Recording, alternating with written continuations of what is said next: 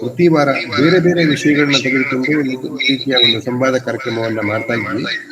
ನಂತರದಲ್ಲಿ ಹೆಚ್ಚು ಜನ ಭಾಗವಹಿಸ್ತಾ ಇಲ್ಲ ಅನ್ನೋ ಕಾರಣಕ್ಕೆ ಅದನ್ನ ಕೈ ಬಿಟ್ಟಿದ್ದೀವಿ. ಬಟ್ ಆದ್ರೆ ಪ್ರತಿ ತಿಂಗಳು ಸಾಹಿತ್ಯಕ್ಕೆ ಸಂಬಂಧಪಟ್ಟಂತೆ, ಕನ್ನಡ ಸಾಹಿತ್ಯಕ್ಕೆ ಸಂಬಂಧಪಟ್ಟಂತೆ ಒಂದು ಕಾರ್ಯಕ್ರಮವಂತೂ ನಿರಂತರವಾಗಿ ನಡೀತಾ ಬಂದಿದೆ. ಮತ್ತೆ ಈ ವರ್ಷ ಅಂದ್ರೆ 2025ನೇ ಇಸವಿಯ ವಿಶೇಷತೆ ಅಂತ ಹೇಳಿದ್ರೆ ಜಗನ್ನಾಥ್ ಅವರು ಇಡೀ ವರ್ಷ ಪ್ರತಿ ತಿಂಗಳು ಒಬ್ಬರಂತೆ ಹಳೆಯ ಕವಿಗಳನ್ನ ಪರಿಚಯ ಮಾಡುವಂತಹ ಕಾರ್ಯಕ್ರಮ ಮಾಡೋಣ ಅಂತ ಹೇಳಿದ್ರು. ಖಂಡಿತವಾಗಿಯೂ ಅದು ತುಂಬಾ ಆಗ್ಲೇಬೇಕಾಗಿರುವಂತಹ ಕಾರ್ಯಕ್ರಮ ಅಂತ ಅನ್ನಿಸ್ತು. ಹಾಗಾಗಿ ಈ ವರ್ಷದ ಆರಂಭದ ತಿಂಗಳಿಂದ ಅಂದ್ರೆ ಜನವರಿ ತಿಂಗಳಿಂದ ಇಲ್ಲಿಯವರೆಗೂ ಕೂಡ ಪ್ರತಿ ತಿಂಗಳು ಕನ್ನಡದ ಒಬ್ಬ ಹಳೆಯ ಕವಿಯನ್ನ ನಾವು ನೆನಪಿಸಿಕೊಳ್ತಕ್ಕಂಥದ್ದು, ಅವರ ಕೃತಿಗಳ ಬಗ್ಗೆ ಪರಿಚಯ ಮಾಡುವಂತಹ ಕಾರ್ಯಕ್ರಮವನ್ನ ಮಾಡ್ತಾ ಬಂದಿದ್ದೀವಿ. ಬಹುಶಃ ಅದು ಮುಂದಿನ ತಿಂಗಳಿಗೆ ಈ ಒಂದು ಸರಣಿ ಮುಕ್ತಾಯ ಆಗುತ್ತೆ ಅಂತ ಅನ್ಸುತ್ತೆ. ತುಂಬಾ ಖುಷಿ ಆಯ್ತು. ತುಂಬಾನೇ ಖುಷಿಯಾಗಿರ್ತಕ್ಕಂಥ ವಿಶೇಷ ಕಾರ್ಯಕ್ರಮ ಅಂತ ಅನ್ನಿಸ್ತು ಈ ಸರಣಿ ಅಂತ ಅನ್ನಿಸ್ತು. ಸಂಗ್ರಹ ಯೋಗ್ಯವಾಗಿರ್ತಕ್ಕಂಥ ಸರಣಿ ಅಂತ ಅನ್ನಿಸ್ತು. ಇವತ್ತು ಕೂಡ ಅದೇ ಸರಣಿಯ ಒಂದು ಭಾಗ. ಇವತ್ತು ಮುದ್ದಣ್ಣ ಅವರ ಬಗ್ಗೆ ಪರಿಚಯವನ್ನ ಮಾಡ್ಕೊಳ್ಳೋದಕ್ಕೆ ನಮ್ಮೊಂದಿಗೆ ಶಾಂತಾ ನಾಗಮಂಗಲ ಮೇಡಮ್ ಅವರಿದ್ದಾರೆ. ಇವತ್ತಿನ ಮತ್ತೊಂದು ತುಂಬಾ ಸಂತೋಷದ ಸಂಗತಿ ಅಂತ ಹೇಳಿದ್ರೆ, ಈಗಾಗಲೇ ಜಗನ್ನಾಥ್ ಸರ್ ಹೇಳಿದಂಗೆ ಮುದ್ದಣ್ಣ ಅವರ ಮರಿಮೊಮ್ಮಗಳು ಶ್ರೀಮತಿ ಕಮಲಾಕ್ಷಿ ಅವರು ಕೂಡ ಇವತ್ತು ಜಾಯಿನ್ ಆಗಿರೋದು ತುಂಬಾ ಖುಷಿ ಆಗುತ್ತೆ. ಇದು ಈ ಸರಣಿಯಲ್ಲಿ ಈ ರೀತಿಯ ಒಂದು ಅಪರೂಪದ ಒಂದು ಸಂಗತಿ ಇದೆ ಬಂದು ಅಂತ ಅನ್ಸುತ್ತೆ. ಅಂದ್ರೆ ಆ ಕವಿಗೆ ಸಂಬಂಧಪಟ್ಟವರು, ಆ ಕವಿಯ ಸಂಬಂಧಿಕರು ನಮ್ಮ ಕಾರ್ಯಕ್ರಮದಲ್ಲಿ ಪಾಲ್ಗೊಳ್ತಾ ಇರ್ತಕ್ಕಂಥದ್ದು ತುಂಬಾ ವಿಶೇಷ. ಬೇರೆಯವರು ಇದ್ದಾರೆ. ಅಂದ್ರೆ ನಮ್ಮ ಎಸ್ ನರಸಿಂಹಸ್ವಾಮಿ ಅವ್ರ ಬಗ್ಗೆ ಮಾತಾಡಿದಾಗ ಮಹಾಬಲ್ ಸರ್ ಜಾಯಿನ್ ಆಗ್ತಾ ಇದ್ರು. ಮತ್ತೆ ಮೂರ್ತಿರಾವ್ ಅವ್ರ ಬಗ್ಗೆ ಅವರೇ ಬಂದು ಮಾತಾಡಿದ್ರು. ಜಿ ಎಸ್ ಶಿವರುದ್ರಪ್ಪ ಅವ್ರ ಬಗ್ಗೆ ಬಂದು ಮಾತಾಡಿದ್ರು. ಹಾಗೆ ಸಾಕಷ್ಟು ಜನ ಕವಿಗಳ ಲೇಖಕರ ಬಂಧುಗಳು ಮಾತಾಡಿದ್ದಾರೆ. ಬಟ್ ತುಂಬಾ ಹಳೆಯ ಕವಿಗಳ ಬಗ್ಗೆ ಮಾತನಾಡುವಾಗ ಅವರ ಸಂಬಂಧಿಕರು ಈ ಕಾರ್ಯಕ್ರಮದಲ್ಲಿ ಪಾಲ್ಗೊಳ್ತಾ ಇರ್ತಕ್ಕಂಥದ್ದು ತುಂಬಾ ವಿಶೇಷ. ಅದಕ್ಕಾಗಿ ಇವತ್ತು ಶ್ರೀಮತಿ ಕಮಲಾಕ್ಷಿ ಮೇಡಮ್ ಅವ್ರಿಗೆ ಪೂರ್ವಕವಂತಹ ಸ್ವಾಗತವನ್ನ ಹೇಳ್ತಾ ಇದ್ದೀನಿ. ಮೇಡಮ್, ನಿಮ್ದು ಆಡಿಯೋ ಸ್ವಲ್ಪ ಮ್ಯೂಟ್ ಮಾಡಿ ಮೇಡಮ್. ಅದು ಮೋಸ್ಟ್ ಅದಕ್ಕೆ ನಿಮ್ದು ಅದು ಆಡಿಯೋ ಅದಕ್ಕೆ ಮ್ಯೂಟ್ ಎಕೋ ಆಗ್ತಿದೆಯಾ ಗೊತ್ತಿಲ್ಲ. ಓಕೆ, ಆಗ್ತಿಲ್ಲ ಸರ್. ಏನು ಇದು ಇರ್ಲಿ ಮೇಡಮ್, ತೊಂದ್ರೆ ಇಲ್ಲ. ಆಗಿಲ್ಲ ಅಂದ್ರೆ ಬಿಟ್ಬಿಡಿ, ತೊಂದ್ರೆ ಇಲ್ಲ. ಸೊ ಇವತ್ತಿನ ಈ ಕಾರ್ಯಕ್ರಮದಲ್ಲಿ ನಮ್ಮ ಸಮಾನ ಮನಸ್ಕರ ತಂಡದ ಡಾಕ್ಟರ್ JN ಜಗನ್ನಾಥ್ ಅವರು ಆರಂಭದಲ್ಲಿ ಕನಕದಾಸರ ಬಗ್ಗೆ ಪರಿಚಯವನ್ನ ಮಾಡಿಕೊಳ್ತಾರೆ. ಅದಾದ ನಂತರ ಶ್ರೀಮತಿ ಶಾಂತಾ ನಾಗಮಂಗಲ ಅವರು ಮುದ್ದಣ್ಣನವರ ಪರಿಚಯವನ್ನ, ಅವರ ಕೃತಿಗಳ ಪರಿಚಯವನ್ನ ಮಾಡಿಕೊಳ್ತಾರೆ. ಇದು ಇವತ್ತಿನ ಕಾರ್ಯಕ್ರಮದ 2 ವಿಭಾಗಗಳು. ಕಾರ್ಯಕ್ರಮವನ್ನ ಆರಂಭ ಮಾಡೋದಕ್ಕೆ ಮುಂಚೆ ಒಂದು ಪ್ರಾರ್ಥನಾ ಗೀತೆ, ಅದು ನಮ್ಮ ಈ ಕಾರ್ಯಕ್ರಮದ ಸಂಪ್ರದಾಯವಾಗಿದೆ. ಇವತ್ತಿನ ಈ ಪ್ರಾರ್ಥನಾ ಗೀತೆಯನ್ನ ಶ್ರೀಮತಿ ರೇಖಾ ಅವರು ನಡೆಸ್ಕೊಳ್ಬೇಕು ಅಂತ ಹೇಳಿ ಅವ್ರಿಗೆ ಕೇಳ್ಕೊಳ್ತೀನಿ. ಅದಾದ ನಂತರ ಡಾಕ್ಟರ್ JN ಜಗನ್ನಾಥ್ ಅವರು ಕನಕದಾಸರ ಬಗ್ಗೆ ಮಾತನಾಡಿ, ನಂತರ ಶ್ರೀಮತಿ ಶಾಂತಾ ನಾಗಮಂಗಲ ಅವರ ಪರಿಚಯವನ್ನ ಮಾಡಿಕೊಟ್ಟು ಅವರಿಗೆ ವೇದಿಕೆಯನ್ನ ಬಿಟ್ಕೊಡ್ಬೇಕು ಅಂತ ಹೇಳಿ ಅವರಿಗೆ ವಿನಂತಿ ಮಾಡ್ತೀನಿ. ಮತ್ತೊಂದು, ಎಲ್ಲರಲ್ಲಿ ಒಂದು ವಿನಂತಿ, ಸಾಧ್ಯ ಆದ್ರೆ ನಿಮ್ಮ ಆಡಿಯೋವನ್ನ ಮ್ಯೂಟ್ ಮಾಡ್ಕೊಳ್ಳಿ. ಕಾರ್ಯಕ್ರಮ ಸುಗಮವಾಗಿ ನಡೆಯಲಿಕ್ಕೆ ಅನುಕೂಲ ಆಗುತ್ತೆ. ಮತ್ತೆ ಇವತ್ತಿನ ಕಾರ್ಯಕ್ರಮಕ್ಕೆ ಬಂದಿರತಕ್ಕಂಥ ಎಲ್ಲರಿಗೂ ಕೂಡ ಪೂರಕವಂತಹ ಸ್ವಾಗತವನ್ನು ಕೋರ್ತೇನೆ. ಈ ವಾರದ ಮುಖ್ಯ ಅತಿಥಿ ಶ್ರೀಮತಿ ಶಾಂತಾ ನಾಗಮಂಗಲ ಅವರಿಗೆ, ಡಾಕ್ಟರ್ JN ಜಗನ್ನಾಥ್ ಅವರಿಗೆ ಮತ್ತು ಶ್ರೀಮತಿ ಕಮಲಾಕ್ಷಿ ಮೇಡಮ್ ಅವರಿಗೆ ಕೂಡ ವಿಶೇಷ ಆಮಂತ್ರಣವನ್ನ ಮತ್ತು ಸ್ವಾಗತವನ್ನ ಕೋರ್ತಾ ಇದ್ದೇನೆ.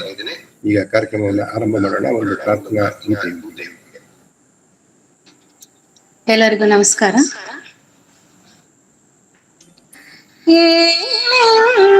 ಕೊಂಡಾಡಿ ಸ್ತುತಿಸಲೋ ದೇವಾ, ಏನೆಂದು ಕೊಂಡಾಡಿ ಸ್ತುತಿಸಲೋ ದೇವಾ, ನಾನೇನ ಬಲ್ಲೆ ನಿನ್ನಯ ಮಹಿಮೆ ಘನವ, ಏನೆಂದು ಕೊಂಡಾಡಿ ಸ್ತುತಿಸಲೋ ದೇವ. ಹರಿ ಮುಕುಂದನು ನೀನು, ನರ ಜನ್ಮ ಹೂಳು ನಾನು, ಪರಮಾತ್ಮ ಪಾಮರನು ನಾನು. ಹರಿಮುಕುಂದನು ನೀನು ನರ ಜನ್ಮ ಹುಳು ನಾನು. ಪರಮಾತ್ಮನು ನೀನು ಪಾಮರನು ನಾನು. ಗರುಡ ಗಮನನು ನೀನು ಮರುಳು ಪಾಪಿಯು ನಾನು. ಗರುಡ ಗಮನನು ನೀನು ಮರುಳು ಪಾಪಿಯು ನಾನು. ಪರಂಜ್ಯೋತಿಯು ನೀನು ತಿರುಕನು ನಾನು. ಪರಂಜ್ಯೋತಿಯು ನೀನು ತಿರುಕನು ನಾನು. ಏನೆಂದು ಕೊಂಡಾಡಿ ಸ್ತುತಿಸಲೋ ದೇವ. ಅಣುರೇಣು ತೃಣಗಳಲ್ಲಿ ಪರಿಪೂರ್ಣನು ನೀನು. ಕ್ಷಣ ಕ್ಷಣಕ್ಕೆ ಅವಗುಣ ಕುಕರ್ಮಿ ನಾನು. ವಾಣಿಯರಸನ ಪೆತ್ತ ವೈಕುಂಠಪತಿ ನೀನು. ತನು ನಿತ್ಯವಲ್ಲದ ಬೊಂಬೆ ನಾನು. ತನು ನಿತ್ಯವಲ್ಲದ ಬೊಂಬೆ ನಾನು. ಏನೆಂದು ಕೊಂಡಾಡಿ ಸ್ತುತಿಸಲೋ ದೇವ. ತಿರುಪತಿಯ ವಾಸ ಶ್ರೀ ವೆಂಕಟೇಶನು ನೀನು. ಸ್ಮರಿಸಿ ನಿನ್ನಯ ನಾಮ ಬದುಕುವೆನು ನಾನು. ಸ್ಮರಿಸಿ ನಿನ್ನಯ ನಾಮ ಬದುಕುವೆನು ನಾನು.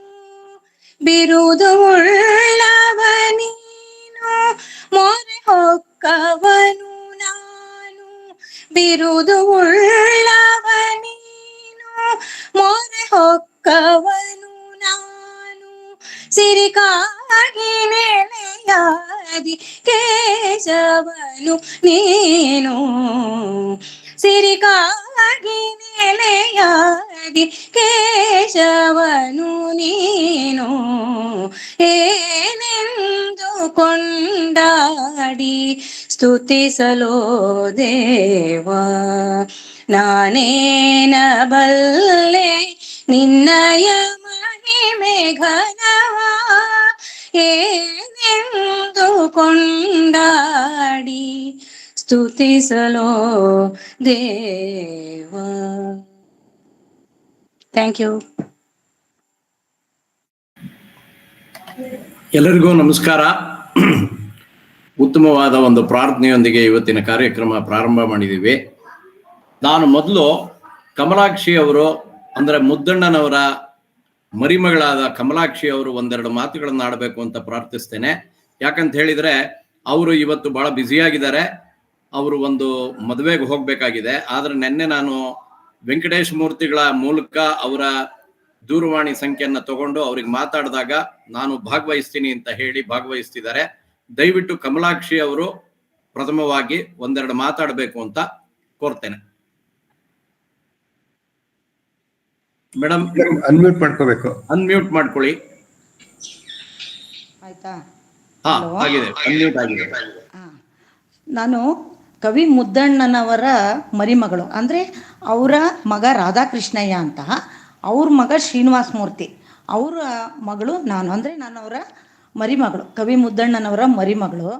ಏನಾಯ್ತಪ್ಪ ಅಂತಂದರೆ ಅವರು 1870ರಲ್ಲಿ ನಮ್ಮ ಮುತ್ತಾತ ಜನಿಸಿದ್ರು. 1901ರಲ್ಲೇ ಅವರು ಮರಣ ಹೊಂದಿದ್ರು. ಆಗ ನಮ್ಮ ತಾತ ಪಾಪ ಕೇವಲ 1 ವರ್ಷದ ಮಗು, 1900 ನಮ್ಮ ತಾತ ಹುಟ್ಟಿದ್ದು. ಅವರು TB ಕಾಯಿಲೆಯಿಂದ ನಮ್ಮ ಮುತ್ತಾತ ಸತ್ತೋದ್ರು. ಪಾಪ ಅವ್ರಿಗೆ ಎಷ್ಟೊಂದು ಆ 32 ಇಯರ್ಸಲ್ಲೇ ಎಷ್ಟೊಂದು ಅದ್ಭುತ ರಾಮಾಯಣ ಮತ್ತು ಕುಮಾರ ವಿಜಯ ಮತ್ತು ಮಹಾಕಾವ್ಯ ರಾಮಾಶ್ವಮೇಧ ಅನ್ನೋದು ಆ 32 ವರ್ಷಗಳ ಕಾಲಾವಧಿಯಲ್ಲೇ ಅವರು ಎಷ್ಟೊಂದು ಪ್ರಸಿದ್ಧಿಯಾಗಿದ್ದರು ಅಂತಂದರೆ ನಮಗೆಲ್ಲ ತುಂಬ ನಾಚಿಕೆ ಆಗ್ತಿದೆ. ಅವರಷ್ಟು ನಾವು ಮುಂದೆ ಬರೋಕ್ಕೆ ಆಗ್ತಾನೇ ಇಲ್ಲ ಅನ್ನೋದೊಂದು ಮನಸ್ಸಿಗೆ ತುಂಬ ನೋವಾಗ್ತಿದೆ ಸರ್. ಆದರೆ ನನಗೆ ಬರವಣಿಗೆ ಇದೆ, ಆದರೆ ಸಭೆಗಳಲ್ಲಿ ನಿಂತು ಮಾತಾಡೋಷ್ಟು ನಾನು ಶಕ್ತಿವಂತಳಲ್ಲ ಸರ್ ನಾನು.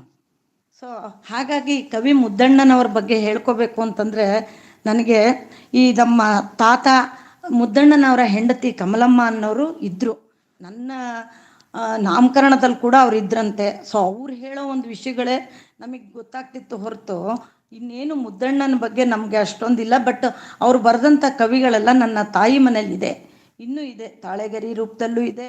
ಮತ್ತು ಅವರು ಸಂಸ್ಕೃತ ಕನ್ನಡ ಎಲ್ಲದರಲ್ಲೂ ಪರಿಣಿತರಾಗಿದ್ದರು, ವ್ಯಾಯಾಮ ಶಿಕ್ಷಕರಾಗಿದ್ದರು. ನಮ್ಮ ಮುತ್ತಜ್ಜಿ ಕೂಡ ಎಲ್ಲ ಅವರಿಬ್ಬರದ್ದಂತೂ ಗಂಡ ಹೆಂಡತಿಯರ ಸಂಬಂಧ ಹೇಗಿತ್ತಪ್ಪ ಅಂದರೆ ಎಲ್ಲ ಪತಿ ಪತ್ನಿಯರು ಅದನ್ನು ತಿಳ್ಕೊಂಡು ಜೀವನ ನಡೆಸಬೇಕು ಅನ್ನೋದೇ ನಮ್ಮ ಸದುದ್ದೇಶ ಆಗಿದೆ ಸರ್. ಅಷ್ಟು ಪ್ರೇಮ ರೀತಿಯಲ್ಲಿ ಅವರು ಕವಿ ಮುದ್ದಣ್ಣ ಅವರು ಮತ್ತು ಅವರ ಪತ್ನಿ ಕಮಲಮ್ಮ ಅವರು ಜೀವನ ಸಾಗಿಸ್ತಾ ಇದ್ರು. ನೀವೆಲ್ಲ ಪಾಠ ಓದಿರ್ಬೋದು, ಮುದ್ದಣ್ಣ ಮನೋರಮೆಯರ ಸಲ್ಲಾಪ ಅಂತ, ಗೊತ್ತಿಲ್ವಾ ಎಲ್ರಿಗೂ? ಹಲೋ, ಎಲ್ರಿಗೂ ಗೊತ್ತಿದೆ ಮೇಡಮ್. ಮುದ್ದಣ್ಣ ಮನೋರಮೆಯರ ಸಲ್ಲಾಪ, ನೀರಿಳಿಯದ ಗಂಟಲಲ್ಲಿ ಕಡುಬು ತುರುಕಿದಂತಾಯ್ತು ಅಂತೆಲ್ಲ ಪಾಠ ನೀವುಗಳು ಓದಿರ್ಬೋದಲ್ವ ಸರ್. ಸೊ ನಮಗೆ ನಮ್ಮ ಮುತ್ತಾತನಷ್ಟು ನಾವು ಕವಿಜ್ಞಗಳಾಗಿಲ್ಲ ಅನ್ನೋದೇ ಒಂದು ಬೇಜಾರಾಗೋಗಿದೆ ಎಲ್ರಿಗೂ. ಅಲ್ಲಿ ನಂದಳಿಕೆಯಲ್ಲಿ ಬಾಲಚಂದ್ರ ಅನ್ನೋರು ಇದ್ರ ಬಗ್ಗೆ ತುಂಬ ಎಲ್ಲ ನಡೆಸ್ಕೊಟ್ರು. ನಂದಳಿಕೆಯಲ್ಲಿ ನಮ್ಮ ಚಿಕ್ಕಪ್ಪ ಮತ್ತು ನಮ್ಮ ತಂದೆ ಕಾರ್ಪೊರೇಷನ್ ಬ್ಯಾಂಕಲ್ಲಿ ಆಫೀಸರ್ ಆಗಿದ್ದರು, ಚಿಕ್ಕಪ್ಪ MPM ಅಲ್ಲಿ ಕೆಲಸ ಮಾಡ್ತಾಯಿದ್ರು. ಸೊ ನಾವೆಲ್ಲ ಅವಿಭಕ್ತ ಕುಟುಂಬದಲ್ಲಿ ಜೀವನ ನಡೆಸ್ತಾಯಿದ್ರು. ತಾತ, ಅಜ್ಜಿ, ಅತ್ತೆರು ಎಲ್ಲ ಒಂದೇ ಮನೇಲಿ ಭದ್ರಾವತಿಲಿ ನಮ್ಮ ಜೀವನ ಸಾಗಿತ್ತು. ನಂದಳಿಕೆಯಲ್ಲಿ ನಮ್ಮ ಮುತ್ತಾತ ಹುಟ್ಟಿದ್ದು. ಸೊ ಎಲ್ಲ ಭದ್ರಾವತಿಗೆ ಬಂದು ನಾವು ನೆಲೆಸಿ ಜೀವನ ಮಾಡ್ತಾಯಿದ್ವಿ ಸರ್. ಹಲೋ ಹಲೋ, ಬಹಳ ಸಂತೋಷ ಮೇಡಮ್, ಹಾಂ ನಮ್ ಜೊತೆ ಬಂದು ಒಂದೆರಡು ಮಾತುಗಳನ್ನ ಆಡಿದಾರ, ಬಹಳ ಸಂತೋಷ ಆಯ್ತು. ಹಾಂ, thank you sir, thank you. Thank you madam. ನಾವು ಕಾರ್ಯಕ್ರಮ ಮುಂದುವರಿಸ್ತೀವಿ, ನೀವು ಎಷ್ಟೊತ್ತು ಬಿಡುವಾಗಿದೆಯೋ ದಯವಿಟ್ಟು ಇರಿ. ಸಂತೋಷ. ಆಯ್ತು ಸರ್, ಥ್ಯಾಂಕ್ ಯು. ಮ್ಯೂಟ್ ಮಾಡ್ಕೊಳ್ಳಿ ಮೇಡಮ್. ನಮಗೊಂದು ಸೌಭಾಗ್ಯ, ನಿಮ್ಮಂಥವ್ರು ನಮ್ಮ ಕಾರ್ಯಕ್ರಮಕ್ಕೆ ಬಂದು ಒಂದೆರಡು ಮಾತಾಡಿದ್ದು. ಈಗ ನಾನು ಕನಕದಾಸರ ಬಗ್ಗೆ ಒಂದೆರಡು ಮಾತುಗಳನ್ನ ಆಡಬೇಕು ಅಂತಿದ್ದೀನಿ. ಕನ್ನಡ ಸಾಹಿತ್ಯದ ತವನಿಧಿಗಳಲ್ಲಿ ದಾಸ ಸಾಹಿತ್ಯವೂ ಒಂದು. ಹಿಮಾಲಯದೆತ್ತರದ ಧುಮುಕಿ ಬಂದು ಬಯಲು ನೆಲವನ್ನ ಫಲವತ್ತಾಗಿ ಮಾಡುವ ಹಾಗೆ ಸಂಸ್ಕೃತ ಪಂಡಿತರುಗಳೇ ನಮ್ಮ ತತ್ವಗಳನ್ನ, ಶಾಸ್ತ್ರಗಳನ್ನ ಎಲ್ಲ ತಿಳಿಸ್ತಾ ಇದ್ರು. ಅಂತ ಸಮಯದಲ್ಲಿ ದಾಸ ಸಾಹಿತ್ಯ ಪ್ರಾರಂಭ ಆಗಿ ಜನಸಾಮಾನ್ಯರನ್ನ ಮುಟ್ಟೋ ಅಂತ ವಿಚಾರಗಳು ಬಂತು. ಕನಕದಾಸರ ಬಗ್ಗೆ ಹೇಳಬೇಕು ಅಂತ ಹೇಳಿದ್ರೆ ಅವರು ಬಹಳ ದೊಡ್ಡ ವ್ಯಕ್ತಿ. ಅವರು ಯಮಧರ್ಮರಾಯನ ಅವತಾರ ಅಂತಾನೂ ಹೇಳ್ತಾರೆ. ಅದರಿಂದ ಅವರ ಯಾವುದೇ ಒಂದು ಪದ್ಯಗಳನ್ನ ದಾಸ ಸಾಹಿತ್ಯದಲ್ಲಿ ತೆಗೆದುಕೊಂಡ್ರೆ ಪ್ರತಿಯೊಂದೂ ಅರ್ಥ ಮಾಡ್ಕೊಳ್ಳೋದು ಸ್ವಲ್ಪ ಕಠಿಣವಾಗೇ ಇರುತ್ತೆ. ನೋಡಕ್ಕೆ ಸುಖವಾಗಿರ್ಬೋದು, ಸಂತೋಷವಾಗಿ ಕೇಳ್ತಾ ಇರ್ಬೋದು, ಎಲ್ಲ ಸರಿ. ಅದರ ಒಳ ಅರ್ಥಗಳನ್ನ ನೋಡಿದಾಗ ತುಂಬಾ ಅರ್ಥಪೂರ್ಣವಾಗಿರುತ್ತೆ. ಅವರು 1500 ಸುಮಾರಲ್ಲಿ ಇದ್ರು ಅಂತ ಪ್ರತೀತಿ. 1495ರಿಂದ 1508 ತನಕ ಇದ್ರು ಅಂತ. ಅವರ ಸೇವೆ ಕನ್ನಡಕ್ಕೆ ಬಹಳವಾಗಿ ಇದೆ. ಜೊತೆಗೆ ಕೃಷ್ಣನ ಪರಮ ಭಕ್ತರು, ವಾದರಾಜರು ಅವ್ರ ಕಾಲದಲ್ಲೆಲ್ಲ ಇದ್ರು. ಪುರಂದರದಾಸರ ಬಗ್ಗೆ, ಅವ್ರ ಬಗ್ಗೆ ಒಟ್ಟೊಟ್ಟಿಗೆ ನಾವು ಕೇಳಿದೀವಿ. ಈ ಕನಕದಾಸರಿಗೆ ಒಲಿದು ಕೃಷ್ಣ ದರ್ಶನ ಕೊಟ್ಟ ಅನ್ನೋ ಒಂದು ಮಾತು ಇದೆ. ಕನಕನ ಕಿಂಡಿ ಅನ್ನೋದು ಬಹಳ ಪ್ರಸಿದ್ಧ. ಯಾಕಂತ ಹೇಳಿದ್ರೆ ಅವ್ರು ಹೊರಗಡೆ ನಿಂತು ದೇವರನ್ನ ನೋಡಿದ್ರು ಅನ್ನೋದು ಒಂದು ಪ್ರತೀತಿ. ಪಿಕ್ಚರ್ಗಳಲ್ಲಿ ಎಲ್ಲ ದೇವರೇ ತಿರುಗಿಬಿಟ್ಟ ಅಂತ ತೋರಿಸ್ತಾರೆ. ಆ ತರ ಇಲ್ಲದೆ ಇದ್ರೂನು ಆ ಕನಕನ ಕಿಂಡಿ ಮೂಲಕನೇ ಅವರು ಕನಕನ ದೇವರನ್ನ ನೋಡಿದ್ರು ಅಂತ ವಿಶೇಷ. ಅವ್ರಿಗೆ ಸರಿಯಾಗಿ ಎಲ್ರೂ ಪ್ರಾಶಸ್ತ್ಯ ಕೊಡ್ಲಿಲ್ಲ ಅಂತ ಗೊತ್ತಾದ ತಕ್ಷಣನೇ ವಾದರಾಜರು ಅವ್ರಿಗೆ ಬರೀ ಗಂಜಿ ಕೊಟ್ಬಿಟ್ಟಿದ್ದೀರಾ, ಅದರಿಂದ ಕೃಷ್ಣನಿಗೆ ಇನ್ಮೇಲಿಂದ ಗಂಜಿಯ ಒಂದು ನೈವೇದ್ಯ ಆಗ್ಲೇಬೇಕು ಅಂತ ಶುರು ಮಾಡಿದ್ರು. ಅಷ್ಟು ಪ್ರಸಿದ್ಧರು ನಮ್ಮ ಕನಕದಾಸರು.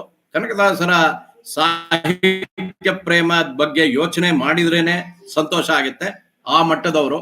ಇವತ್ತು ಮುಖ್ಯವಾದ ಭಾಷಣ ಮುದ್ದಣ್ಣನವರ ಬಗ್ಗೆ ಇರೋದ್ರಿಂದ ನಾನು ಹೆಚ್ಚಿನ ಸಮಯ ಈ ವಿಚಾರಕ್ಕೆ ತಗೊಳ್ಳೋದಿಲ್ಲ. ಇವತ್ತು ನಮ್ಮ ಕರೆಗೆ ಹೋಗೊಟ್ಟು ಬಂದಿರುವಂತಹ ಶ್ರೀಮತಿ ಶಾಂತಾ ನಾಗಮಂಗಲ ಅವರನ್ನ ನಾನು ಬರಮಾಡ್ಕೊಳ್ತೇನೆ. ಅವರು BSc ಮಾಡಿದ್ರು ಫಸ್ಟು, ಆಮೇಲೆ ಕನ್ನಡ, ಹಿಂದಿ, ಸಂಸ್ಕೃತ 3ರಲ್ಲೂ MA ಮಾಡಿಬಿಟ್ರು. ಜೊತೆಗೆ ಹಿಂದಿನಲ್ಲಿ MPhil ಮಾಡಿದ್ದಾರೆ. ಇವ್ರಿಗೆ ನಾನು ಯಾವಾಗಲೂ ಭಾಷಾ ತಜ್ಞರು ಅಂತಾನೆ ಅಂತೀನಿ. ಯಾಕಂತ ಹೇಳಿದ್ರೆ ಇವರು ನಮ್ಮ ಪ್ರಸಿದ್ಧವಾದ ಯಾವ್ಯಾವ ವೇದಿಕೆಗಳಿದೆ ಎಲ್ಲ ವೇದಿಕೆಗಳಲ್ಲೂ ಭಾಷಣಗಳನ್ನು ಮಾಡಿದ್ದಾರೆ. ಇವ್ರ ಭಾಷಣ ಅಂದ್ರೆ ನಾನು ಕಾದು ಕುಳಿತಿರ್ತೀನಿ. ಗೋಖಲೆ ಇನ್ಸ್ಟಿಟ್ಯೂಟ್ ನಲ್ಲಿ ಒಂದ್ಸಲ ಇವ್ರ ಭಾಷಣ ಇತ್ತು ಅಂತ ಗೊತ್ತಾದ ತಕ್ಷಣ ನಾನು ಹೋದೆ. ಅಲ್ಲಿ ಬರಮಾಡ್ಕೊಂಡ್ರು. ಅಲ್ಲಿ ನಮ್ಮ ಗಣೇಶ್ ಅವರು ಇದಾರಲ್ಲ, ಅಷ್ಟಾವಧಾನಿ ಅಥವಾ ಶತಾವಧಾನಿ ಗಣೇಶ್, ಅವರು ಅವರ ಶಿಷ್ಯರು ಎಲ್ಲಾರನ್ನು ಭಾಗವಹಿಸಿದ್ರು. ಸಂಸ್ಕೃತದ ಪದ್ಯಗಳನ್ನ, ಸಂಸ್ಕೃತದ ಪುಸ್ತಕಗಳನ್ನ ಕನ್ನಡದಲ್ಲಿ ತರ್ಜುಮೆ ಮಾಡಿ ಪುಸ್ತಕಗಳನ್ನ ಹೊರಡಿಸಿರುವಂತ ವಿಶೇಷಗಳಿತ್ತಲ್ಲ, ಅಂಥದ್ದನ್ನ ಇವರು ಪರಿಚಯ ಮಾಡ್ತಾ ಇದ್ರು ಅವತ್ತು. ಅದರಿಂದ ನನಗೆ ಬಹಳ ಸಂತೋಷ ಆಯ್ತು.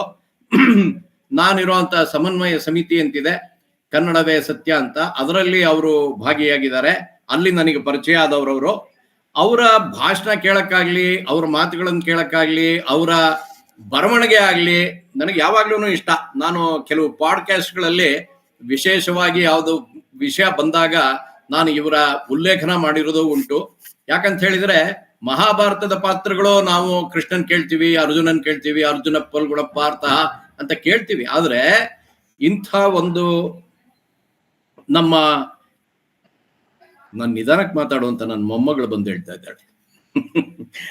ನಮ್ಮ ವಿಶೇಷವಾದ ಹಿಡಂಬೆಯ ಬಗ್ಗೆ ಅವರು ಬರೆದಿದ್ದಾರೆ.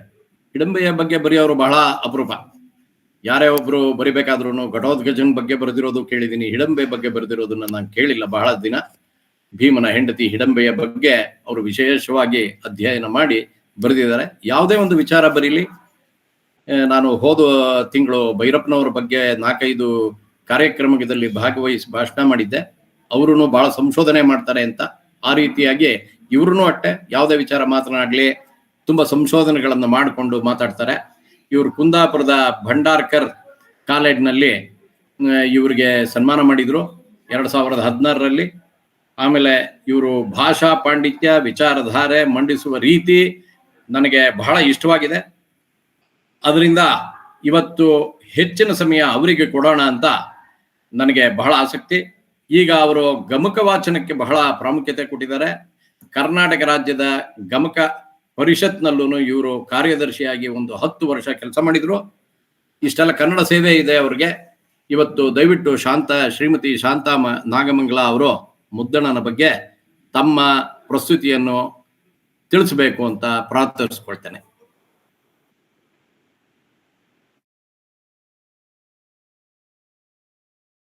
ಮೇಡಮ್ ಅನ್ಮ್ಯೂಟ್ ಮಾಡ್ಕೋಬೇಕು, ಅನ್ಮ್ಯೂಟ್ ಆಗಿಲ್ಲ. ಎಷ್ಟು ಸಮಯ ತಗೊಳ್ಬಹುದು? 1.25 ಗಂಟೆ, 45 ನಿಮಿಷ, ಒಂದು 5 ನಿಮಿಷ ಹಿಂದೆ ಮುಂದೆ. ಓಕೆ. ಚಿದಾನಂದ ಕಲಾಮಾಣಿ ವಂದೇ ಚಂದ್ರಕಲಾಧರಾಂ ನೈರ್ಮಲ್ಯತಾರತಮ್ಯೇಣ ಬಿಂಬಿತಾಂ ಚಿತ್ತಭಿತ್ತಿಷು. ಎಲ್ಲ ಸಹೃದಯಗಳಿಗೆ ನಮಸ್ಕಾರ. ಸಮಾನ ಮನಸ್ಕರು ಈ ಒಂದು ವೇದಿಕೆಯಲ್ಲಿ 2ನೇ ಬಾರಿ ಮಾತಾಡುವಂತ ಅವಕಾಶವನ್ನ ಶ್ರೀಯುತ ಜಗನ್ನಾಥ್ ಅವರು ಒದಗಿಸ್ಕೊಟ್ಟಿದ್ದಾರೆ. ತಾವೆಲ್ಲ ಕೂಡ ಮಾತು ಕೇಳೋದಿಕ್ಕೆ ಅಂತ ಬಂದಿದ್ದೀರಾ. ಈ ಸಮಾನ ಮನಸ್ಕರು ಅನ್ನುವಂತ ಈ ಹೆಸರೇ ಬಹಳ ವಿಶೇಷವಾದ್ದು ಅಂತ ನನಗೆ ಅನ್ಸುತ್ತೆ.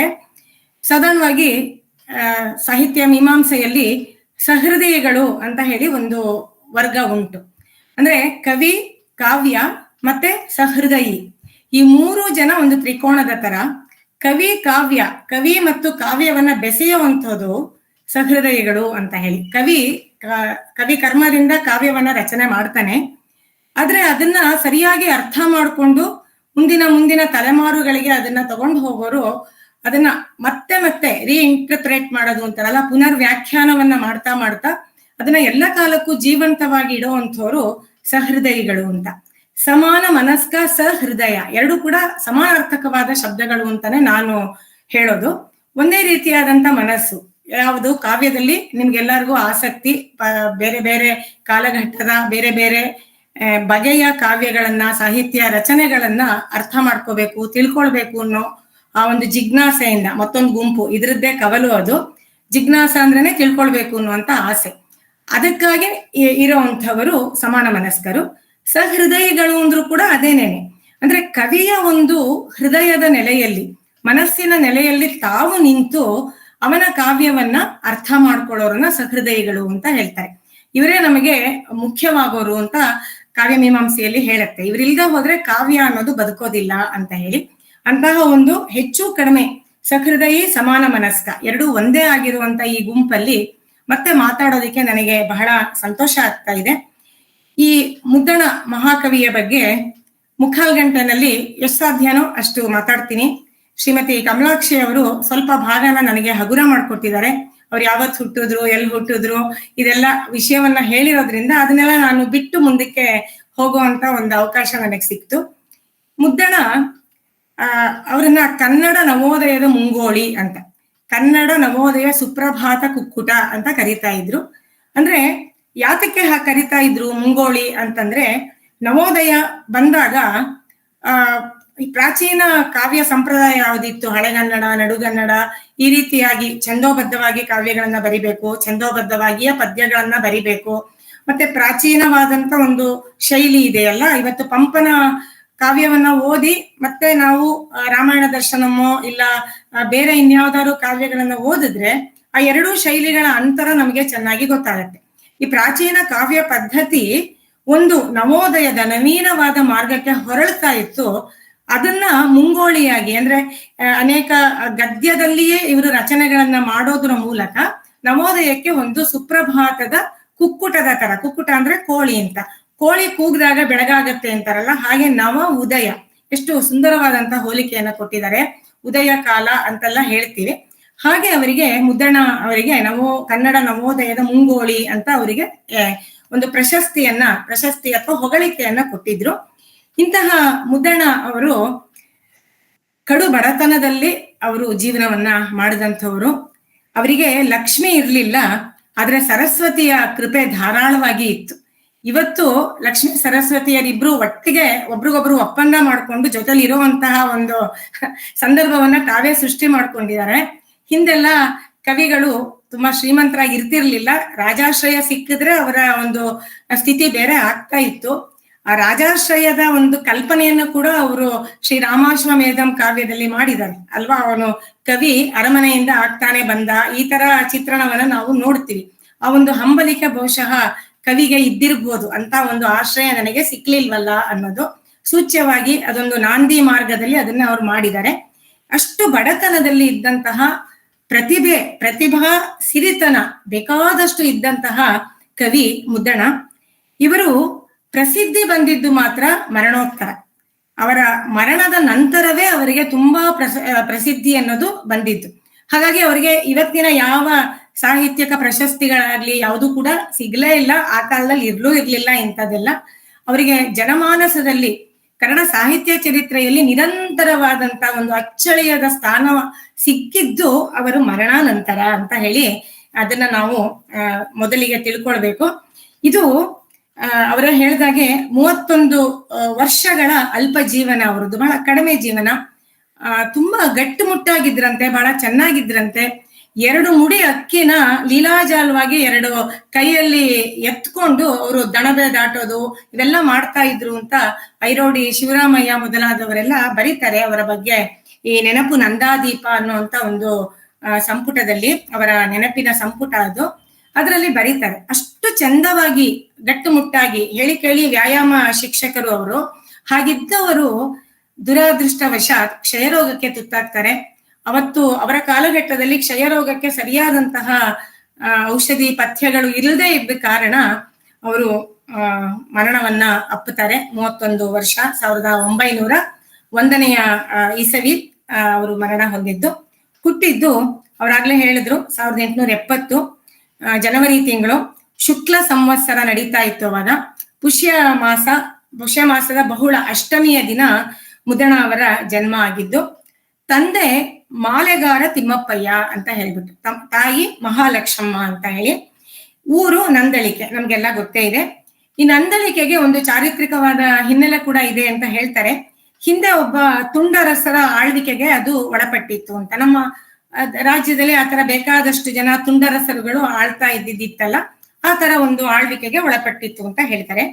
ಆ ನಂದಳಿಕೆಯ ಆ ಪರಿಸರದಲ್ಲಿ ಇದ್ದಂತಹ ಮಹಾಲಿಂಗೇಶ್ವರ ದೇವಸ್ಥಾನ. ಆ ದೇವಸ್ಥಾನದಲ್ಲಿ ಮುದ್ದಣ್ಣ ಅವರ ತಂದೆ ಈ ಹೂ ಮಾಲೆಯನ್ನ ಕಟ್ಟಿ ದೇವರಿಗೆ ಸೇವೆಗೆ ಒದಗಿಸುವಂತಹ ವೃತ್ತಿ. ಜೊತೆಗೆ ಮಂಗಳಾರತಿ ನೀರಾಜನ ನಡೆಯುತ್ತಲ್ಲ ಮಹಾಲಿಂಗೇಶ್ವರನಿಗೆ, ಆಗ ಹೂ ಬತ್ತಿ ಅಥವಾ ಮಂಗಳಾರತಿ ಬತ್ತಿನ ಜೋಡಿಸ್ಕೊಡೋದು. ಇವತ್ತು ನೀವು ನೋಡಿರ್ಬೋದು ದೊಡ್ಡ ದೊಡ್ಡ ದೇವಸ್ಥಾನಗಳಲ್ಲಿ ಬೇಕಾದಷ್ಟು ತರ ಆರತಿಯನ್ನ ಮಾಡ್ತಾರೆ, ಕೊನೆಗೆ ಮಾಡುವಂತ ದೀಪಾರತಿಯನ್ನ ಮಾಡುವಾಗ. ಆಗ ಒಂದೊಂದಕ್ಕೂ ಕೂಡ ಬತ್ತಿಯನ್ನ ಸರಿ ಮಾಡಿ ಕೊಡೋದಿಕ್ಕೇನೆ ಒಬ್ರು ಇರ್ತಾರೆ ಪಕ್ಕದಲ್ಲಿ ಪುರೋಹಿತರಿಗೆ. ಹಾಗೆ ಇವರು ತಿಮ್ಮಪ್ಪಯ್ಯ ಆತರ ಮಾಡ್ತಾ ಇದ್ದಿದ್ದು. ಈ ವೃತ್ತಿಯಲ್ಲಿ ಆ ಕಾಲದಲ್ಲಿ ಇನ್ನೆಷ್ಟು ಆದಾಯ ಬಂದಿರ್ಬೋದು, ಇನ್ನೆಷ್ಟು ಸಂಪಾದನೆ ಇದ್ದಿರ್ಬೋದು. ಹೀಗೆ ಅವರು ಬಹಳ ಕಡು ಬಡತನದಲ್ಲೇನೆ ಅಲ್ಲಿ ಬದುಕಿದ್ದು. ಆದ್ರೆ ಆ ಮಹಾಲಿಂಗೇಶ್ವರ ದೇವಸ್ಥಾನದ ಪ್ರಾಕಾರ ಯಾವ್ದಿತ್ತು, ಆ ಪರಿಸರ ಯಾವ್ದಿತ್ತು, ಅಲ್ಲಿ ಭೂತಕೋಲ, ದೈವ, ಯಕ್ಷಗಾನ, ಮತ್ತೆ ಆ ಹೆಗ್ಗಡೆಗಳ ಆ ಚಾವಡಿ, ಅವರ ಬೀಡನ್ನ ಚಾವಡಿ ಅಂತ ಕರೀತಾರೆ ಹೆಗ್ಗಡೆಗಳದ್ದು.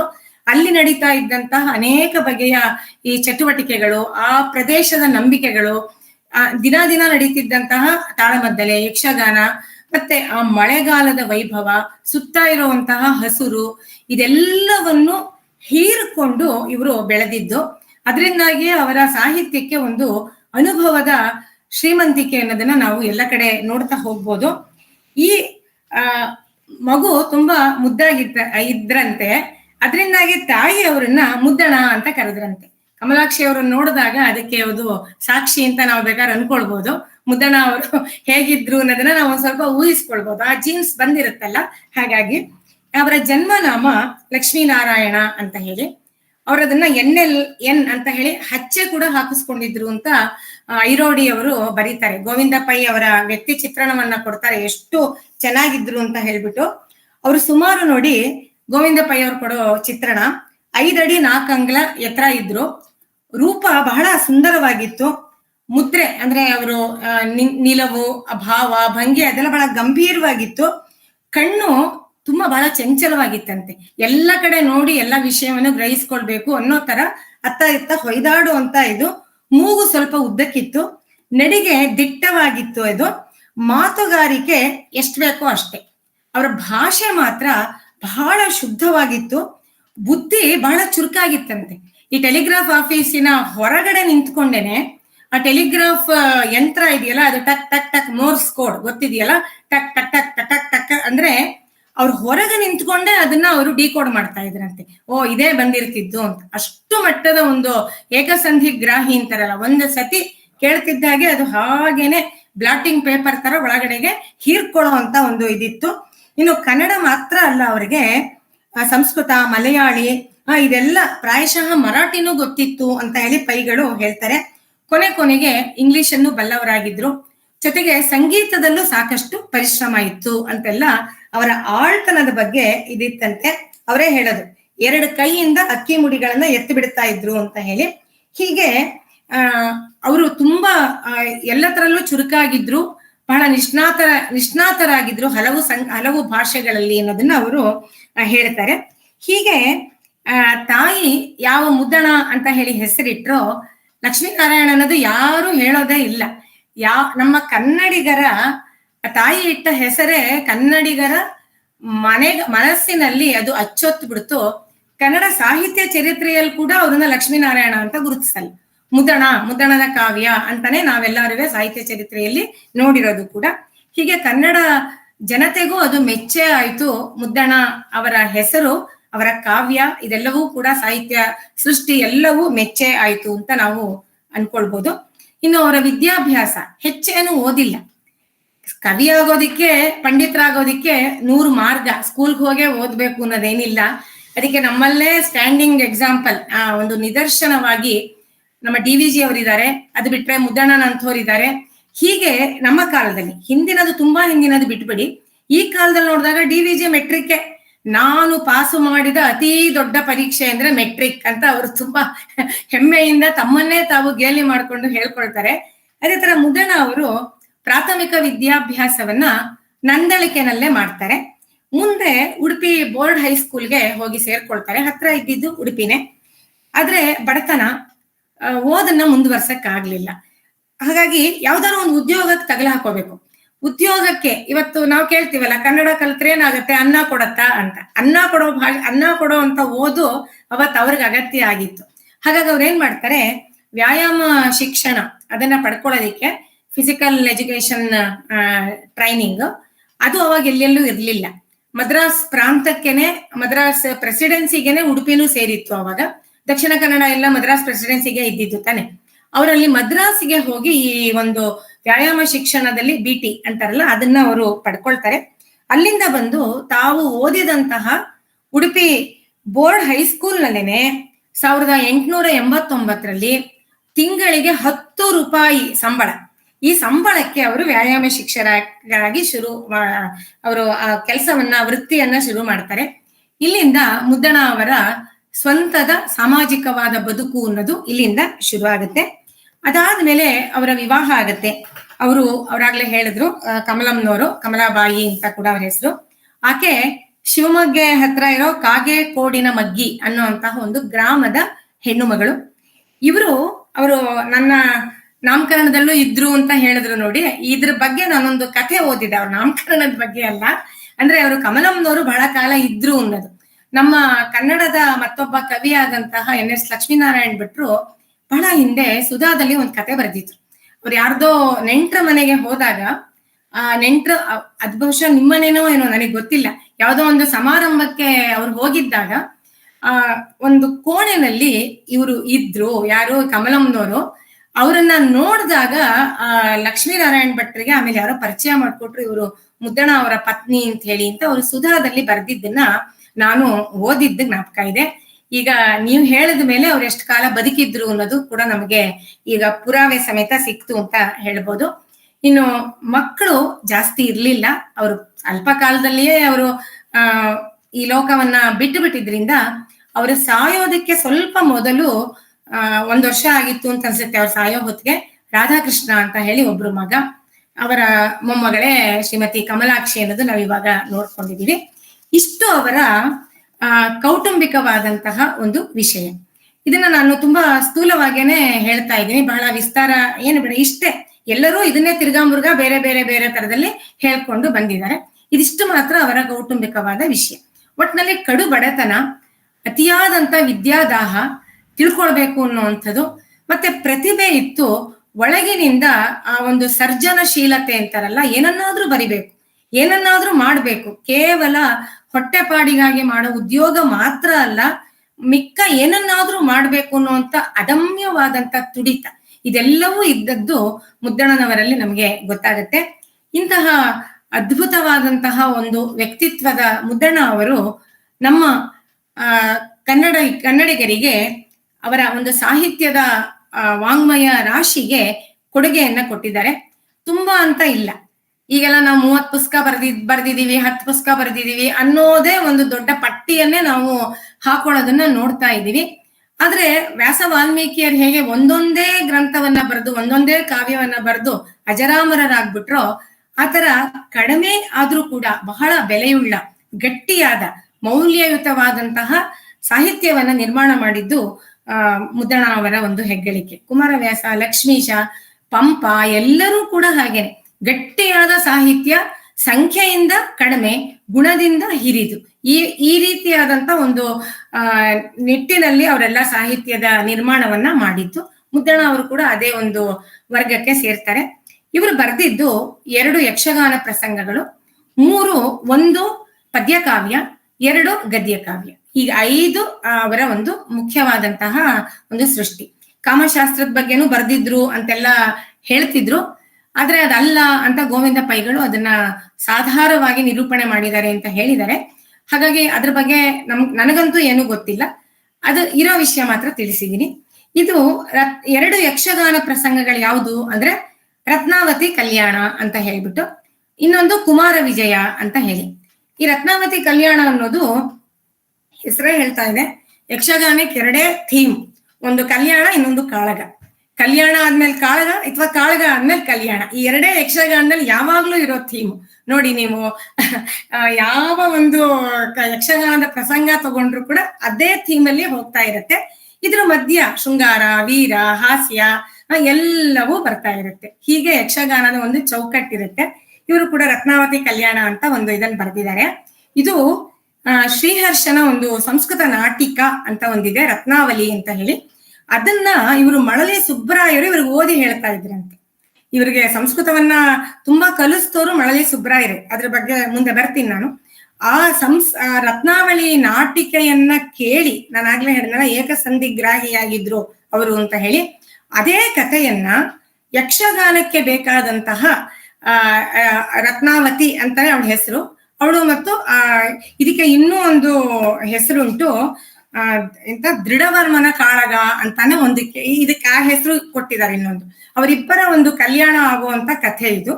ಇದನ್ನ ಯಕ್ಷಗಾನಕ್ಕೆ ಬೇಕಾದ ಹಾಗೆ, ಅಂದ್ರೆ ಯಕ್ಷಗಾನಕ್ಕೆ ಹಾಡು ಬೇಕಾಗತ್ತೆ, ಪದ್ಯ ಬೇಕಾಗತ್ತೆ, ಮಧ್ಯ ಮಧ್ಯ ಒಂದಿಷ್ಟು ವಾಚಿಕ ಅಂದ್ರೆ ಮಾತು ಬೇಕಾಗತ್ತೆ, ಮತ್ತೆ ವಿದೂಷಕನಿಗೆ ಹಾಸ್ಯಗಾರನಿಗೆ ಬೇಕಾದಂತ ಸಂದರ್ಭ ಬೇಕಾಗತ್ತೆ. ಇದೆಲ್ಲ ಬೇರೆ ಬೇರೆ ಪದ್ಯ ಅಂದ್ರೆ ಷಟ್ಪದಿನೇ ಬೇಕು ಅಂತ ಇಲ್ಲ, ಯಕ್ಷಗಾನಕ್ಕೆ ಬೇರೆ ಬೇರೆ ಮಟ್ಟಗಳುಂಟು, ಆ ಲಯ ಎಲ್ಲ ಉಂಟು. ಆ ರೀತಿಯಾಗಿ ಬದಲಾವಣೆ ಮಾಡಿಕೊಂಡು ಅದನ್ನ ಬರೆದಿದ್ದಾರೆ. ಇನ್ನು ಕುಮಾರ ವಿಜಯ ಅನ್ನೋದು ಇದು ಇದರಲ್ಲಿ ಬರುವಂಥದ್ದು ಸ್ಕಾಂದ ಪುರಾಣ ಅಂತರ್ಗತವಾದಂತ ಕತೆ.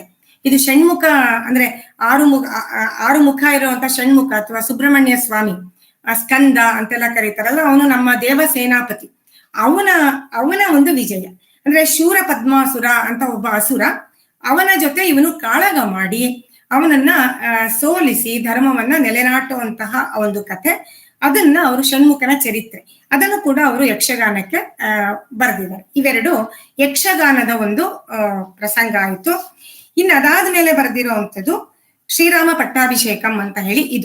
ಇದು ಇದ್ರ ಬಗ್ಗೆ ಮುಂದೆ ವಿವರಣೆ ಕೊಡ್ತೀನಿ, ಹಾಗಾಗಿ ಇದನ್ನ ಇಲ್ಲಿಗೆ ಹೆಸರು ಮಾತ್ರ ಹೇಳ್ತಾ ಇದ್ದೀನಿ. ಇದು ಕೂಡ ಪದ್ಯ ಕಾವ್ಯ, ವಾರ್ಧಕ ಷಟ್ಪದಿಯಲ್ಲಿದೆ. ಅದಾದ್ಮೇಲೆ ಶ್ರೀರಾಮಾಶ್ವಮೇಧಂ ಅಂತ ಹೇಳ್ಬಿಟ್ಟು ಇವೆರಡಕ್ಕೂ ಸಂಬಂಧ ಇದೆ.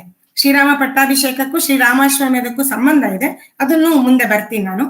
ಅದಾದ್ಮೇಲೆ ಅದ್ಭುತ ರಾಮಾಯಣ ಅಂತ ಹೇಳ್ಬಿಟ್ಟು ಇದನ್ನ ಬರೆದಿದ್ದಾರೆ. ಇದಕ್ಕೂ ಕೂಡ ಅದ್ಭುತ ರಾಮಾಯಣಕ್ಕೂ ಪದ್ಮಪುರಾಣದ್ದೇ ಒಂದು ಆಧಾರ. ಶ್ರೀರಾಮ ಪಟ್ಟಾಭಿಷೇಕಕ್ಕೂ ಪದ್ಮಪುರಾಣದ್ದೇ ಆಧಾರ, ಇದಕ್ಕೂ ಪದ್ಮಪುರಾಣದ್ದೇ ಆಧಾರ. ಅಲ್ಲಿರುವಂತ ಕಥೆಯನ್ನೇ ತಗೊಂಡು ಅವರು ಬರ್ತಿದ್ದಾರೆ.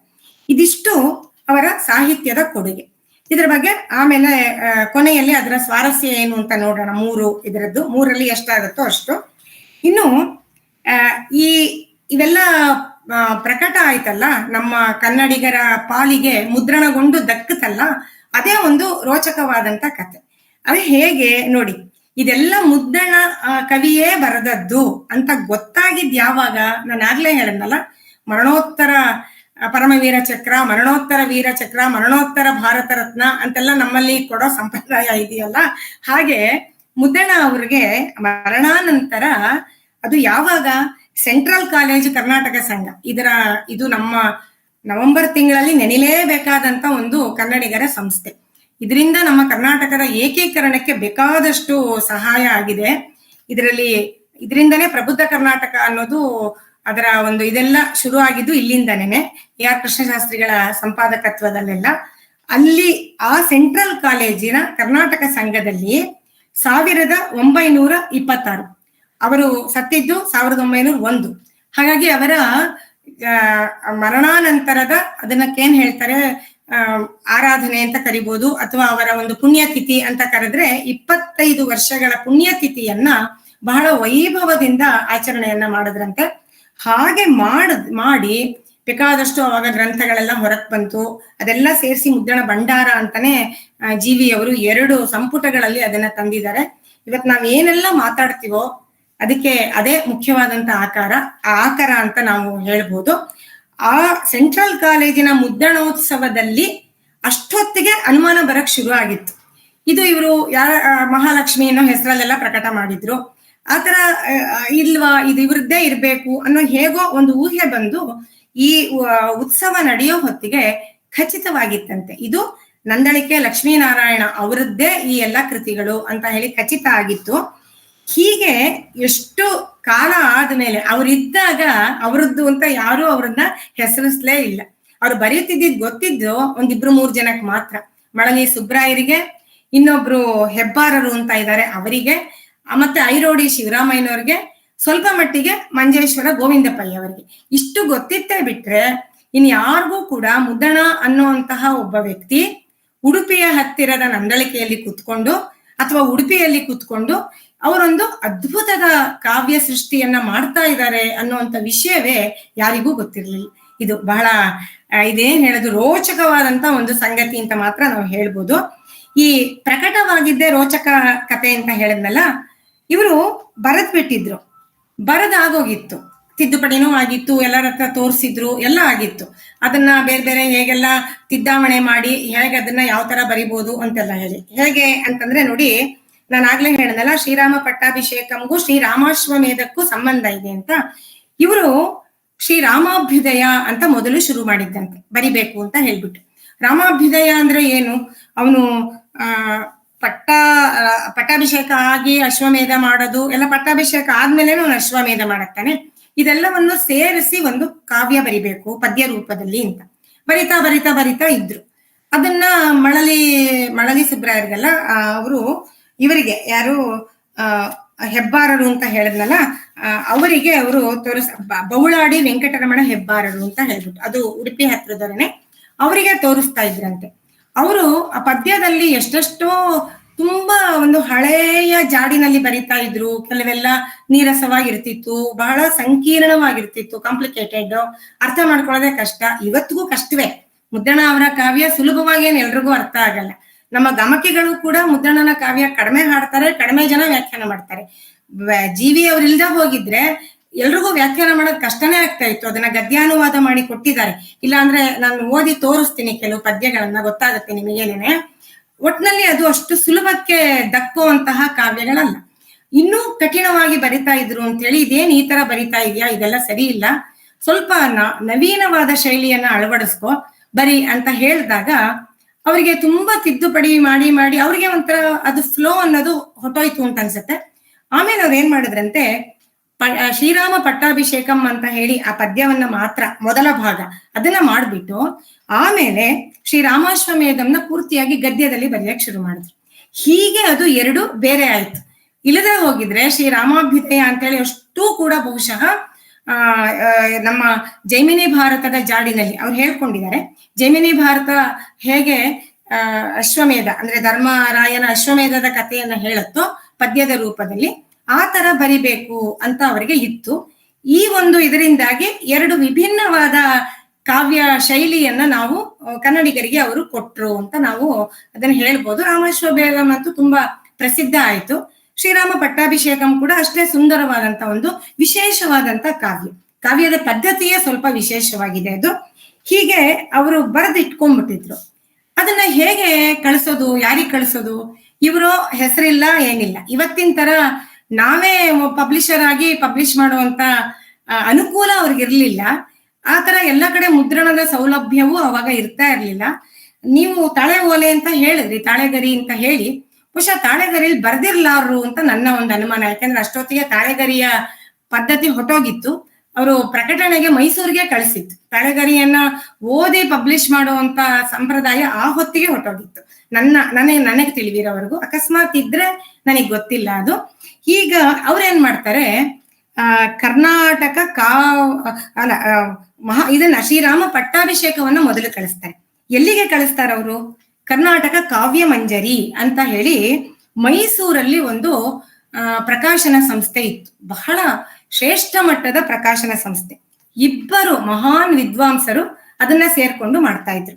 ಯಾರು? ಎಸ್ ಜಿ ನರಸಿಂಹಾಚಾರ್ಯರು ಅಂತ ಒಬ್ರು, MA ರಾಮಾನುಜಯಂಗಾರ್ ಅಂತ ಹೇಳಿ ಇಬ್ರು. ಈ ಇಬ್ಬರ ಈ ಪ್ರಕಾಶನ ಸಂಸ್ಥೆನಲ್ಲಿ ಪ್ರಾಚೀನ ಕಾವ್ಯಗಳೇ ಹೊರಗೆ ಬರ್ತಾ ಇದ್ದಿದ್ದು. ಈ ನಮ್ಮ ನೀವ್ ಹೇಳಿದಾಗೆ ಹಸ್ತಪ್ರತಿಗಳಲ್ಲಿ ಇದ್ದಂತಹ ಎಲ್ಲವೂ ಬರ್ತಾ ಇತ್ತು.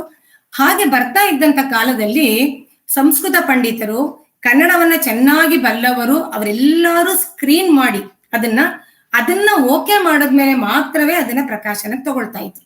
ಇವತ್ತಿನ ತರ ನಾನು 10 ಪ್ರಬಂಧ ಬರೆದೆ ನಾನು ಪ್ರಕಟ ಮಾಡ್ತೀನಿ ಅಂತ ಆಗ್ತಾ ಇರ್ಲಿಲ್ಲ.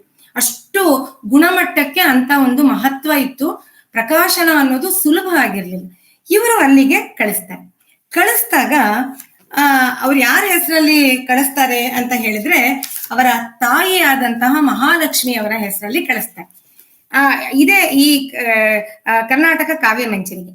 ಅದೇ ತರ ಮೊದಲ ಈ ಒಂದು ಇದನ್ನ ಕಳಿಸಿದಾಗ ತಮ್ಮ ಹೆಸರೇ ಹಾಕೊಂಡಿರಲ್ಲ. ಇದು ಬಹಳ ವಿಶೇಷವಾದದ್ದು. ಯಾತಕ್ಕೆ ಹಾಗೆ ಮಾಡಿದ್ದಿರ್ಬೋದು ಅಂತ ಹೇಳಿ ಜೀವಿ ಅವರೆಲ್ಲ ಅವರ ಆ ಒಂದು ವಯಸ್ಸಿನಲ್ಲಿ ಅವರಿಗೆಲ್ಲ ಕುತೂಹಲ ಆಗಿ ಜಿ ವೆಂಕಟಸುಬ್ಬಯ್ಯನವರು ಅವರ ಗೆಳೆಯರ ಜೊತೆ ಸೇರ್ಕೊಂಡೆಲ್ಲ ಯೋಚನೆ ಮಾಡೋರಂತೆ. ಅವರೆಲ್ಲ ಯಾತಕ್ಕೆ ಕಳಿಸಿರ್ಬೋದು ಅಂದ್ರೆ, ಒಂದು ಬಡತನ ಇದ್ದಾಗ ಯಾವಾಗ್ಲೂ ಹಾಗೆ ಅಲ್ವಾ, ಮದ್ವೆ ಮನೇಲಿ ಸೀರೆ ಕೊದ್ದೋಳು ಯಾರು ಅಂದ್ರೆ ಹರಕ್ಲು ಸೀರೆ ಉಟ್ಟೋಳು ಅಂತ ಗಾದೆನೆ ಇದೆಯಲ್ಲ. ಹಾಗಾಗಿ ಅವಳು ಎಷ್ಟೇ ಸತ್ಯಸಂಧ ಆಗಿದ್ರು ಯಾರು ಒಪ್ಪೋದಿಲ್ಲ. ಹಾಗಾಗಿ ಬಡತನ ಇದ್ದಾಗ ಇಂಥವನ್ ಬರೆಯಕ್ಕಾಗತ್ತ ಕಾವ್ಯನ, ಇವ್ನ್ ಯಾರದ್ದೋ ಕದ್ದು ಹಳೆ ಹಸ್ತಪ್ರತಿಯನ್ನ ಕಾಪಿ ಮಾಡಿದಾನೆ ಅಂತ ಅನ್ಕೊಳ್ಬಹುದು ಅನ್ನೋ ಒಂದು, ಬಡವರಿಗೆ ಅಂತ ಒಂದು ಬೆಲೆ ಇಲ್ಲ ಅನ್ನೋ ಆ ಒಂದು ಭಯ ಇದ್ದಿರ್ಬೋದು. ಎರಡನೇದು ಇನ್ಫೀರಿಯಾರಿಟಿ ಕಾಂಪ್ಲೆಕ್ಸ್, ಕೀಳರಿಮೆ ಅಂತಾರಲ್ಲ, ಅದು ಕಾಡಿರ್ಬೋದು. ಇಷ್ಟು ಚಿಕ್ಕ ವಯಸ್ಸಿಗೆ ಈ ಕಾವ್ಯ ಬರೆದಿರೋದು ನಿಜನಾ ಇಲ್ವಾ, ಈ ಒಂದು ಇದಿದ್ದಿರ್ಬೋದು. ಹೆಚ್ಚು ಓದಿಲ್ಲ, ಸಾಹಿತ್ಯ ಗೊತ್ತಿಲ್ಲ ಅನ್ನೋ ತರದಲ್ಲಿ. ಆಮೇಲೆ ನೋಡಿದ್ರೆ ಬೇರೆ ಇನ್ನು ಕಾವ್ಯ ಮಂಜರಿಯಲ್ಲಿ ಪ್ರಕಾಶನ ಆಗಬಿಟ್ರೆ ಅದೃಷ್ಟದಿಂದ ಆ ಮೈಸೂರು ಪ್ರಾಂತದಲ್ಲಿ ಕೂಡ ನನ್ನ ಹೆಸರು ಸ್ವಲ್ಪ ಪ್ರಸಿದ್ಧಿಗೆ ಬಂದು ಅರಮನೆಯ ಯಾವ್ದಾದ್ರು ಒಂದು ವಿದ್ವದ್ ಗೋಷ್ಠಿಯಲ್ಲೋ ವಿದ್ವದ್ ವೃತ್ತಿಯಲ್ಲೋ ನನಗೊಂದು ಅವಕಾಶ ಸಿಗ್ಬೋದು ಅನ್ನೋ ಒಂದು ಕಾರಣ ಇರ್ಬೋದು. ನಾಲ್ಕನೆಯದಾಗಿ ಅವರೆಲ್ಲರೂ ಸೇರಿ ಅನ್ಕೊಂಡಿದ್ದು, ಒಂದೊಮ್ಮೆ ಇದು ಪ್ರಕಟ ಆಗ್ಬಿಟ್ರೆ ಪರೋಕ್ಷವಾಗಿ ವಾಚಕರ ಅಭಿಪ್ರಾಯ ಏನು ಅಂತ ಗೊತ್ತಾಗತ್ತಲ್ಲ, ನನ್ನ ಕಾವ್ಯವನ್ನ ನಾನೇ ಇಂಡೈರೆಕ್ಟ್ ಆಗಿ ಹೊರಗೆ ಹೆಚ್ಚಿ ನೋಡ್ಕೊಳ್ಬಹುದು ಅನ್ನೋ ಕಾರಣಗಳಿರಬಹುದು ಅಂತ ಅವರೆಲ್ಲರೂ ಜಿ ವೆಂಕಟಸುಬ್ಬಯ್ಯನವರು ಯುವಕರಾಗಿದ್ದಾಗ ಆ ಗೆಳೆಯ ವರ್ಗವೆಲ್ಲ ಹೀಗೆ ಯೋಚನೆ ಮಾಡಿತ್ತಂತೆ. ಇದು ಏನೇ ಕಾರಣ ಇರ್ಲಿ, ಒಟ್ನಲ್ಲಿ ಅವರು ಕಳಿಸಿದ್ದಂತೂ ಮಹಾಲಕ್ಷ್ಮಿ ಅನ್ನೋ ಹೆಸರಲ್ಲಿ. ಎಲ್ಲಿವರೆಗೂ ಕಳಿಸಿ, ಎಷ್ಟು ಅವರು ಇದು ಪ್ರಾಚೀನ ಪ್ರತಿ ಎಲ್ಲೋ ಯಾರ್ದೋ ಮನ್ಲಿತ್ತು ಅಟ್ಟದಲ್ಲಿ, ಅದು ಸಿಕ್ತು. ಇಲ್ಲಿ ನೋಡಿ ಎಷ್ಟೊಂದು ಗ್ರಂಥಪಾತ ಆಗಿದೆ. ಗ್ರಂಥಪಾತ ಆಗೋದು ಅಂದ್ರೆ ಈ ಪ್ರಾಚೀನ ಪ್ರತಿನಲ್ಲಿ ಹುಳು ತಿನ್ಬಿಟ್ಟಿರುತ್ತೆ. ಹುಳು ತಿನ್ಬಿಟ್ಟು ಅದು ಪದ್ಯಗಳೇ 1-3-4 ಇರೋದಿಲ್ಲ, ಎಲ್ಲೋ ಹೊಟ್ಟೋಗಿರುತ್ತೆ, ಈ ತರ ಎಲ್ಲ ಆಗಿರುತ್ತೆ. ಇದೆಲ್ಲಾನು ಇದು ಅಥೆಂಟಿಸಿಟಿನ ಪ್ರೂವ್ ಮಾಡಕ್ಕೆ ಇದೆಲ್ಲ ಹೇಳಿದ್ರಂತವ್ರು. ಗ್ರಂಥಪಾತ ಆಗಿದೆ. ಅದರಿಂದಾಗಿ ಇದರಲ್ಲಿ ಶ್ರೀರಾಮ ಪಟ್ಟಾಭಿಷೇಕಮಲ್ಲಿ 1ನೇ ಪದ್ಯ ಆದ್ಮೇಲೆ 5ನೇ ಪದ್ಯ ಅವರೇ ಬರ್ದಿರೋದು, 1, 2, ಆದ್ರೆ ನಂಬರ್ 1 ಆದ್ಮೇಲೆ 5 ಹಾಕಿದ್ರಂತೆ. ಯಾಕೆ ಅಂದ್ರೆ 4 ಪದ್ಯ ಗ್ರಂಥಪಾತ ಆಗಿದೆ ಅಂತ ಪ್ರೂವ್ ಮಾಡಕ್ಕೆ. ಹೀಗೆ ಅವರು ಕಳಿಸಿದ್ರಂತೆ. ಕಳಿಸಿದ್ರೆ ಅದರ ಗುಣಮಟ್ಟದಿಂದ ಅದು ಗೆದ್ದು ಪ್ರಕಟ ಆಯ್ತು. ಇದು ನೋಡಿ, ಈ ಪ್ರಕಟ ಆಗಿದಂತಹ ಆ ಒಂದು ಇದನ್ನ ನಿಮಗ್ ತೋರಿಸ್ತೀನಿ. ಅವ್ರು ಬರೆದಿದ್ದಾರೆ, ಈ ರಾಮಾನುಜಾಯಂಗಾರು, ಎಸ್ ಜಿ ನರಸಿಂಹಾಚಾರ್ಯ ಅವರು. ಈ ಗ್ರಂಥವನ್ನು ವಿರಚಿಸಿದ ಆಕೆಯ ಹೆಸರು ಮಹಾಲಕ್ಷ್ಮಿ. ಅವರಿಗೆ ಕಳಿಸಿದಾಗ ಕಾವ್ಯಮಂಜರಿ ಅವರು ಇದನ್ನ ಪೀಠಿಕೆಯಲ್ಲಿ ಬರ್ದಿರೋದು. ಹಾಗೆ ಮುದ್ರಣ ಆಗಿದ್ದದು 1897ರಲ್ಲಿ ಅಲ್ಲಿ ಆಗಿರೋದು. ಈ ಮಹಾಲಕ್ಷ್ಮಿ ಈ ಗ್ರಂಥದ ಕೊನೆಯ ಪದ್ಯದಿಂದ ಈಕೆ ಉಡುಪಿ ಕ್ಷೇತ್ರದ ಚಾವಡಿ ರಂಗಭಟ್ಟನ ಮಗಳೆಂದು ಕನ್ನಡತಿ ಚೆಂಗಳ ದೇವಿಯ ಇಷ್ಟಾನುಸಾರ ಈ ಗ್ರಂಥವನ್ನು ಬರೆದಂತೆಯೂ ತಿಳಿದು ಬರುತ್ತದೆ. ಒಂದು ವೇಳೆ ಈಕೆ ಬ್ರಾಹ್ಮಣಿಕೆಯಾಗಿರಬಹುದು. ನೋಡಿ, ಈಕೆ ಇದೇ ಗ್ರಂಥದ ಪೀಠಿಕಾ ಸಂಧಿಯ 3ನೇ ಪದ್ಯದಲ್ಲಿ ಷಡಕ್ಷರಿ ದೇವನನ್ನು ಸ್ತುತಿಸುವುದರಿಂದ ಇವಳು ಕ್ರಿಸ್ತಶಕ 1627ಕ್ಕೆ ಈಚಿನವಳಾಗಿರಬೇಕೆಂದು ವ್ಯಕ್ತವಾಗುತ್ತದೆ. ಇಲ್ಲಿಯವರೆಗೂ ಅವರೆಲ್ಲರೂ ಇದು ಆ ಮಹಾಲಕ್ಷ್ಮಿಯದೇ ಹಸ್ತಪ್ರತಿ ಅಂತ ನಂಬ್ಕೊಂಡಿದ್ರು ಅಂತ ಹೇಳಿ ಇವರು ಎಷ್ಟು ಚೆನ್ನಾಗಿ ಅದನ್ನ ಹೇಳಿದ್ದಾರೆ. ಚಾವಡಿ ರಂಗಭಟ್ಟ, ಚಾವಡಿ ಅಂತ ನಾನು ಹೇಳಿದ್ನಲ್ಲ, ಹೆಗ್ಗಡೆಗಳು ವಾಸ ಮಾಡುವಂತ ಬೀಡಿಗೆ ಚಾವಡಿ ಅಂತ ಕರೀತಾರೆ. ಅವ್ರು ಹೆಚ್ಚು ಕಡಿಮೆ ಒಂಥರ ಅರಸರ ತರನೇ ಅವರ ಜೀವನ. ಅವರ ಇದರಲ್ಲಿ ಯಾರೋ ರಂಗಭಟ್ಟ ಅಂತ ಇದ್ದ, ಅವನು ಆ ವಿದ್ವತ್ ಕವಿ, ಅವನ ಮಗಳಾಗಿರ್ಬೇಕು. ಈ ತರ ಎಲ್ಲ ಊಹೆಗೆ ಅವಕಾಶವನ್ನು ಕೊಟ್ಟು ಇವರು ಹಾಗೆ ಕಳಿಸಿದ್ರು. ಹಾಗೆ ಕಳಿಸಿ ಅದು ಪ್ರಕಟ ಆಗಿದ್ದು, ಅದರ ಮೊದಲ ಪ್ರಕಟಣೆಯ ಇದು ಹೀಗಿದೆ. ನಿಮ್ಗೆಲ್ಲ ಕಾಣ್ತಿದೆ ಅಂತ ಅನ್ಕೊಳ್ತೀನಿ. ಒಂದ್ ಸ್ವಲ್ಪ ನೋಡಿದ್ರೆ ಈ ಮೊದಲ ಮಹಾಲಕ್ಷ್ಮಿ ವಿರಚಿತ ಅಂತ ಎಲ್ಲ ಇರೋದು ಕಾಣ್ತಾ ಇದೆ. ಇದು ಮೊದಲ ಕಾಣ್ತಾ ಜಗನ್ನಾಥ್ ಅವರೇ? ಕಾಣುತ್ತೆ. ಹೀಗಿದೆ. ಈ ತರ ಅವರು ಮೊದಲ ಇದನ್ನ ಅವರು ಕೊಟ್ಟಿದ್ರು ಅಂತ ಅನ್ನೋದು ನಮ್ಗೆ ಗೊತ್ತಾಗುತ್ತೆ. ಎರಡನೆಯದು ಮಾಡೋ ಹೊತ್ತಿಗೆ ಸ್ವಲ್ಪ ಅವ್ರಿಗೆ ಆತ್ಮವಿಶ್ವಾಸ ಬಂದಿತ್ತು ಅಂತ ಅನ್ಸುತ್ತೆ. ಎರಡನೆಯದ್ರಲ್ಲಿ ಅವ್ರೇನ್ ಮಾಡಿದ್ದಾರೆ, ಹೆಸರನ್ನ ಹಾಕೊಂಡಿದ್ದಾರೆ. ನಂದಳಿಕೆ ಲಕ್ಷ್ಮೀನಾರಾಯಣ ಅಂತನೋ ಏನೋ ಒಂದು ಹೆಸರನ್ನ ಹಾಕೊಂಡು ಸ್ವಲ್ಪ ತಮ್ಮ ಐಡೆಂಟಿಟಿನ ಡಿಸ್ಕ್ಲೋಸ್ ಮಾಡೋದಿಕ್ಕೆ ಹೋಗಿದ್ದಾರೆ. 3ನೆಯ ಅದ್ಭುತ ರಾಮಾಯಣವನ್ನ ಅವರು ಇದಾದಾಗ ತನ್ನ ಸಹಿಯನ್ನೇ ಹಾಕಿರೋದನ್ನ ನಾವು ಕಾಣ್ತೀವಿ. ಹೀಗೆ ಅವರು ತಮ್ಮ ಪ್ರಕಟಣೆಯನ್ನ ಅವರು ಹಾಗೆ ಮಾಡಿತ್ತು. ಹಾಗೆ ಮಾಡಿ ಅವರು ಮರಣ ಹೊಂದಿ ಆ ಸೆಂಟ್ರಲ್ ಕಾಲೇಜಿನ ಉತ್ಸವ ಆಗುವವರೆಗೂ ಈ ಶ್ರೀರಾಮ ಪಟ್ಟಾಭಿಷೇಕಂ ಅನ್ನುವಂಥ ಕಾವ್ಯ, ಅದೇ ತರ ಈ ಅದ್ಭುತ ರಾಮಾಯಣ ಅನ್ನುವಂಥ ಕಾವ್ಯ ಎಲ್ಲವೂ ಕೂಡ ಯಾರದೋ ಪ್ರಾಕ್ಸಿ ಹೆಸರಲ್ಲೇ ಇರೋವಂಥದ್ದು ಅಂತ ಹೇಳಿಯೇ ಎಲ್ಲರೂ ನಂಬ್ಕೊಂಡಿದ್ದು ಅಂತ ಹೇಳಿ ಗೊತ್ತಾಗುತ್ತೆ. ಇನ್ನು ನೋಡಿ, ಇನ್ನು ನಾವು ಅವರ ಈ ಪ್ರಕಾಶನದ ಕಥೆಯನ್ನ ಹೇಳಿದೆ. ಇನ್ನು ನೋಡಿದ್ರೆ ಮುದ್ದಣ ಅವರ ಒಂದು ಇದಿದೆಯಲ್ಲ, ಅವರ ಪಾಂಡಿತ್ಯ ಅದು ಸುಲಭಕ್ಕೆ ಸಿಕ್ಕಿದ್ದಲ್ಲ. ಬರೀ ಅವರು SSLC ಓದಿದ್ದಿರ್ಬೋದು, ಆಮೇಲೆ ಅವರು ವ್ಯಾಯಾಮ ಶಿಕ್ಷಣವನ್ನ ಪಡ್ಕೊಂಡ್ರು. ಆದ್ರೆ ಮುದ್ದಣನ ಕಾವ್ಯವನ್ನ ಓದುವಾಗ ಅದ್ರ ಬಗ್ಗೆ ಪೂಜ್ಯ GV ಅವರು ಬಹಳ ಹಿರಿದಾದಂತ ಮಾತುಗಳನ್ನ DVG ಅವರೆಲ್ಲ ಕೂಡ ಆಡಿದ್ದಾರೆ. ಮುದ್ದಣ ಅವರ ಶಬ್ದ ಶಿಲ್ಪ, ಶಬ್ದ ಕಲ್ಪ ಎರಡನ್ನೂ ಕೂಡ, ಕಲ್ಪ ಅಂದ್ರೆ ಸೃಷ್ಟಿ ಮಾಡೋದು, ಶಿಲ್ಪ ಅಂದ್ರೆ ಅದರ ಒಂದು ರಾಚನಿಕವಾದ ಕನ್ಸ್ಟ್ರಕ್ಟಿವ್ ಬ್ಯೂಟಿ ಅಂತ ಹೇಳ್ತೀವಲ್ಲ ಅದೆಲ್ಲವೂ ಕೂಡ ಅದ್ಭುತವಾದದ್ದು, ಅಸಾಮಾನ್ಯವಾದದ್ದು. ಮತ್ತೆ ಶಬ್ದ ಟಂಕಣ, ಕಾಯಿನಿಂಗ್ ಆಫ್ ದ ವರ್ಡ್. ಒಂದ್ ಛಂದಸ್ಸಲ್ಲಿ ನಾವೀಗ ಬೇಕಾಬಿಟ್ಟಿ ಪದ್ಯ ಬರಿತೀವಿ, ಗದ್ಯವನ್ನೇ ತುಂಡರಿಸಿ ಕವನ ಅಂತ ಹೇಳ್ತೀವಿ. ಈಗ ಯಾವ ನಿಯಮವೂ ಇಲ್ಲ, ಆ ತರ ಆಗಿದೆ. ಅದು ಕಾಲದ ಅಗತ್ಯ, ಅದು ತಪ್ಪು ಅಂತಾನು ನಾನೇನು ಅದನ್ನ ಹೇಳೋದಿಕ್ ಹೋಗಲ್ಲ. ಹಿಂದೆ ಛಂದಸ್ಸಲ್ಲೇ ಕಾವ್ಯ ಬರಿಬೇಕು ಅಂದಾಗ, ಇವತ್ತು ಕೂಡ ಛಂದಸ್ಸಲ್ಲಿ ಕಾವ್ಯ ಬರೆಯೋ ಅಲ್ಪ ಪ್ರಯತ್ನ ಮಾಡುವಂತಹ ನನಗೆ ಗೊತ್ತು ಒಂದು ಶಬ್ದಕ್ಕಾಗಿ ಎಷ್ಟು ಕಷ್ಟಪಡ್ಬೇಕಾಗತ್ತೆ ಅಂತ ಹೇಳಿ. ಅದು ಆದಿಪ್ರಾಸ ಅದೆಲ್ಲವನ್ನು ಇಟ್ಕೊಂಡು, ಮತ್ತೆ ಗಣಗಳ ನಿಯಮ, ವೃತ್ತದ ನಿಯಮ ಇವೆಲ್ಲ ಇಟ್ಕೊಂಡು ಮಾಡ್ಬೇಕಾದ್ರೆ ಕೆಲವೊಮ್ಮೆ ನಾವು ಶಬ್ದಗಳನ್ನ ನಾವೇ ಟಂಕಿಸ್ಕೋಬೇಕಾಗತ್ತೆ. ಟಂಕಿಸ್ಕೊಳ್ಳೋದು ಅಂದ್ರೆ ಇರೋ ಶಬ್ದದಿಂದಲೇ 2-3 ಜೋಡಿಸಿ ಒಂದು ಶಬ್ದವನ್ನ ಅಗತ್ಯಕ್ಕೆ ತಕ್ಕಾಗಿ ಮಾಡ್ಕೋಬೇಕಾಗತ್ತೆ. ಇವರಂತೂ ಶಬ್ದ ಟಂಕಣದಲ್ಲಿ ಎತ್ತಿದ ಕೈ. ಹೇಳ್ಬೇಕು ಅಂದ್ರೆ ಶಬ್ದಕ್ಕೆ ಇವರು ಟಂಕಸಾಲೆ ಅಂತಲೇ ಹೇಳ್ಬೋದು. ಎಲ್ಲಿವರೆಗೆ ಅಂತಂದ್ರೆ ನಮ್ಮ ಪ್ರೊಫೆಸರ್ G. ವೆಂಕಟ ಸುಬ್ಬಯ್ಯ ಅವರು ಮುದ್ದಣ ಪದಪ್ರಯೋಗ ಕೋಶ ಅಂತಾನೆ ಒಂದು ತಂದಿದ್ದಾರೆ. ಪೂರ್ತಿಯಾಗಿ ಮುದ್ದಣ ಅವರ ಪದಪ್ರಯೋಗಗಳ ಒಂದು ಸ್ವಾರಸ್ಯ, ಅದರ ಒಂದು ಕಷ್ಟ ನಷ್ಟ, ಅವರು ಹೇಗೆಲ್ಲ ಮಾಡಿದ್ದಾರೆ ಇದೆಲ್ಲವನ್ನು ಅವರು ಒಟ್ಟು ಮಾಡಿದ್ದಾರೆ. ಅಂದ್ರೆ ನೋಡಿ ಯಾವ ಮಟ್ಟದ ಒಂದು ಅವರ ಶಬ್ದ ಸಂಪತ್ತು ಯಾವ ತರ ಇತ್ತು ಅಂತ ಹೇಳ್ಬಿಟ್ಟು.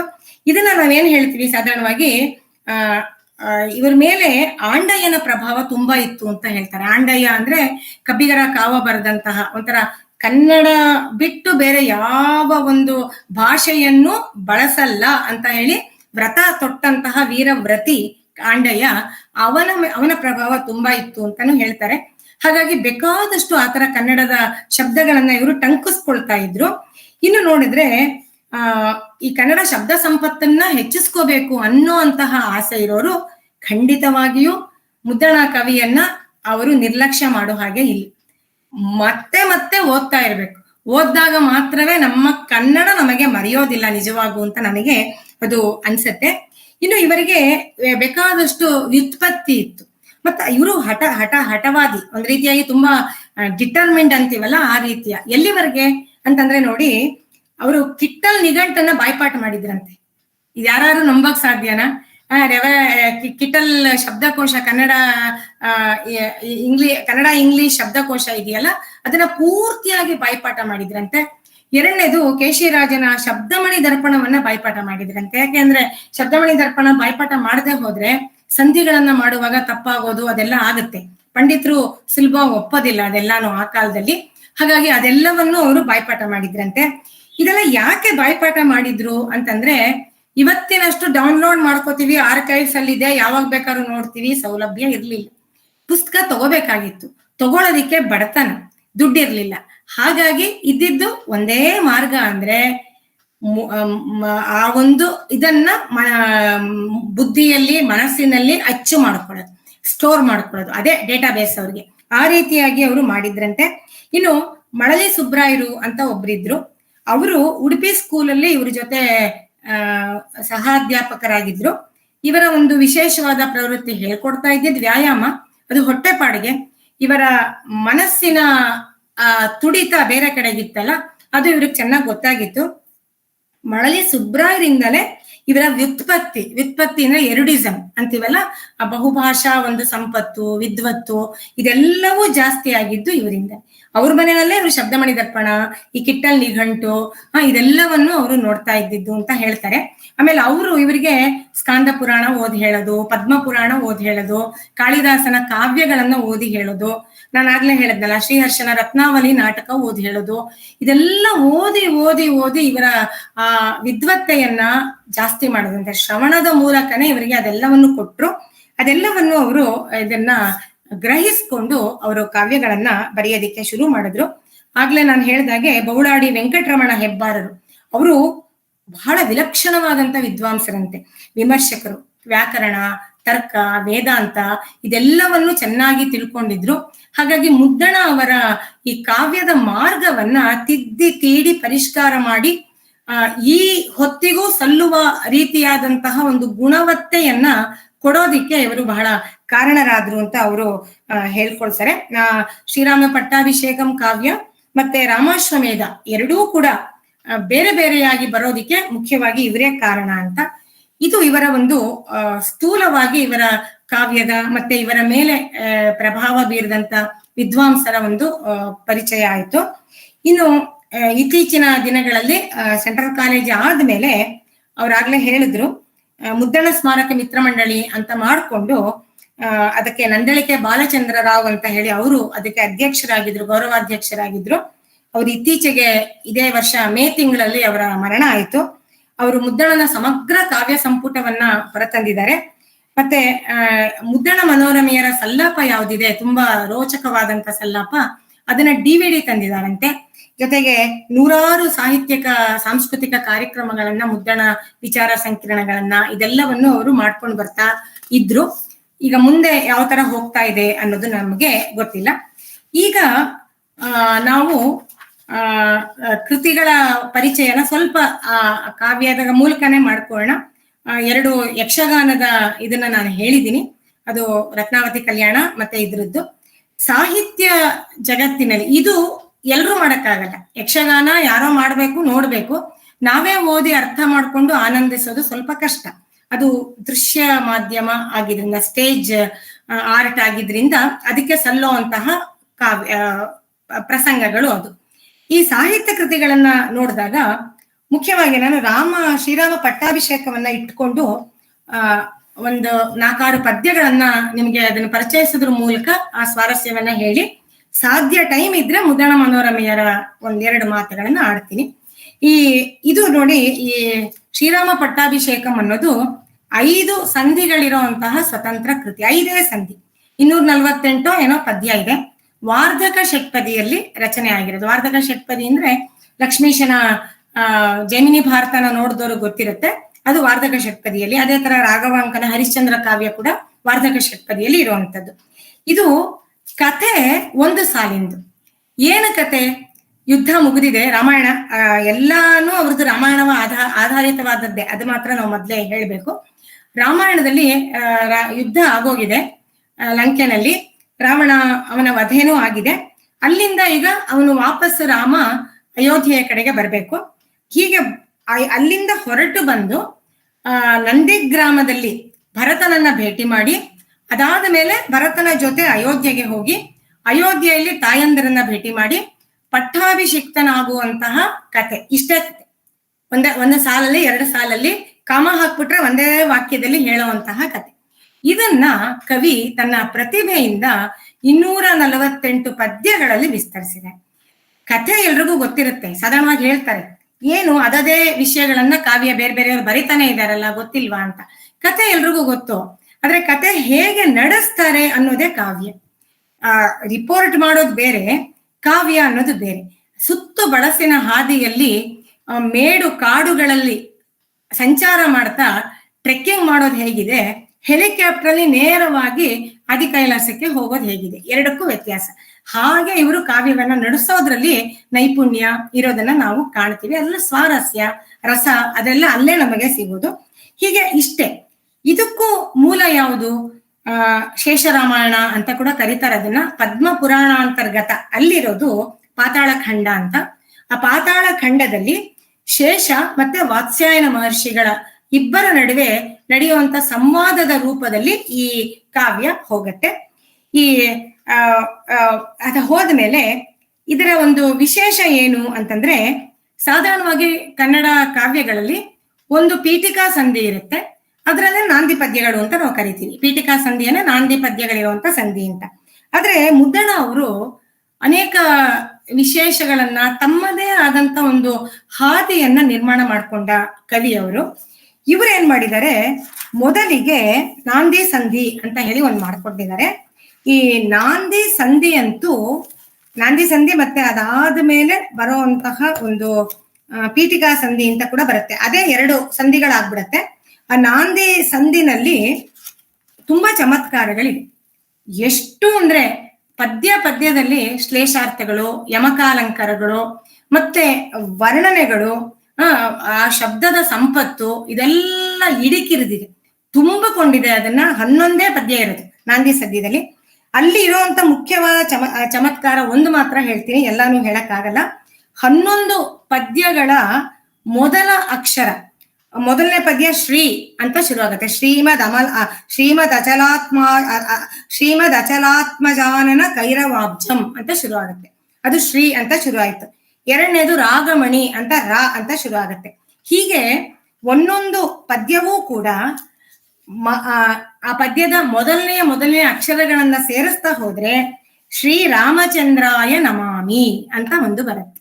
ಇದು ಸಂಸ್ಕೃತದ ರೀತಿಯ ತಪ್ಪು. ಶ್ರೀ ರಾಮಚಂದ್ರಾಯ ನಮಃ ಅಂತ ಬರ್ಬೇಕು, ಅಥವಾ ಶ್ರೀರಾಮಚಂದ್ರಂ ನಮಾಮಿ ಅಂತ ಬರ್ಬೇಕು.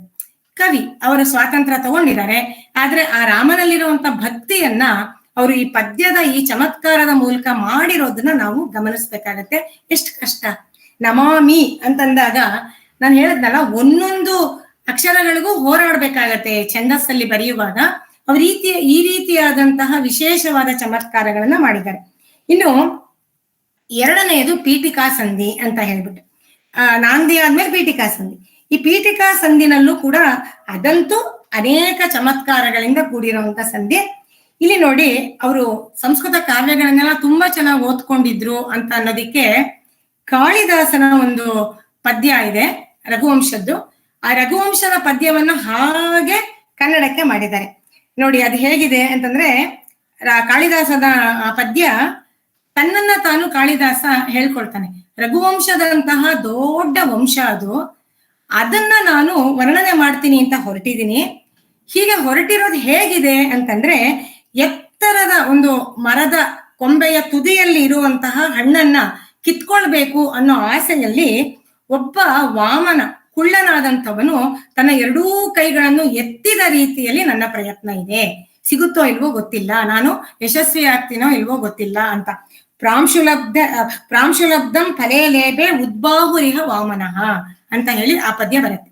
ಅದನ್ನ ಎಷ್ಟು ಚೆನ್ನಾಗಿ ಮುದ್ದಣ ಅವರು ಇದ್ರಲ್ಲಿ ಮಾಡ್ಕೊಂಡಿದ್ದಾರೆ ನೋಡಿ. 4ನೇ ಪದ್ಯ, ತೊಟ್ಟ ತುದಿ ಮರನೊಳಿಹ ಪಣ್ಣಿ ಗುರೆ ಬಾಯ್ವಿಟ್ಟು ಮುಟ್ಟಿ ಕೊಯ್ದಪೆನೆಂಬ ಭ್ರಾಂತಿಯಿಂ ಕೈಯ ನಿಲ್ಕಿ ದಿಟ್ಟಿಸುತೆ ನೆಗೆಯಲುಜ್ಜುಗಿಪ ವಾಮನನಂತೆ ಕವಿತಾಸು ಲಕ್ಷಣಗಳ ಗುಟ್ಟ ನರಿಯದೆ ಕಷ್ಟ ಸಾಧ್ಯವಹ ಕೃತಿಗೆ ಮನಗೊಟ್ಟಳೆಂದೆನ್ನ.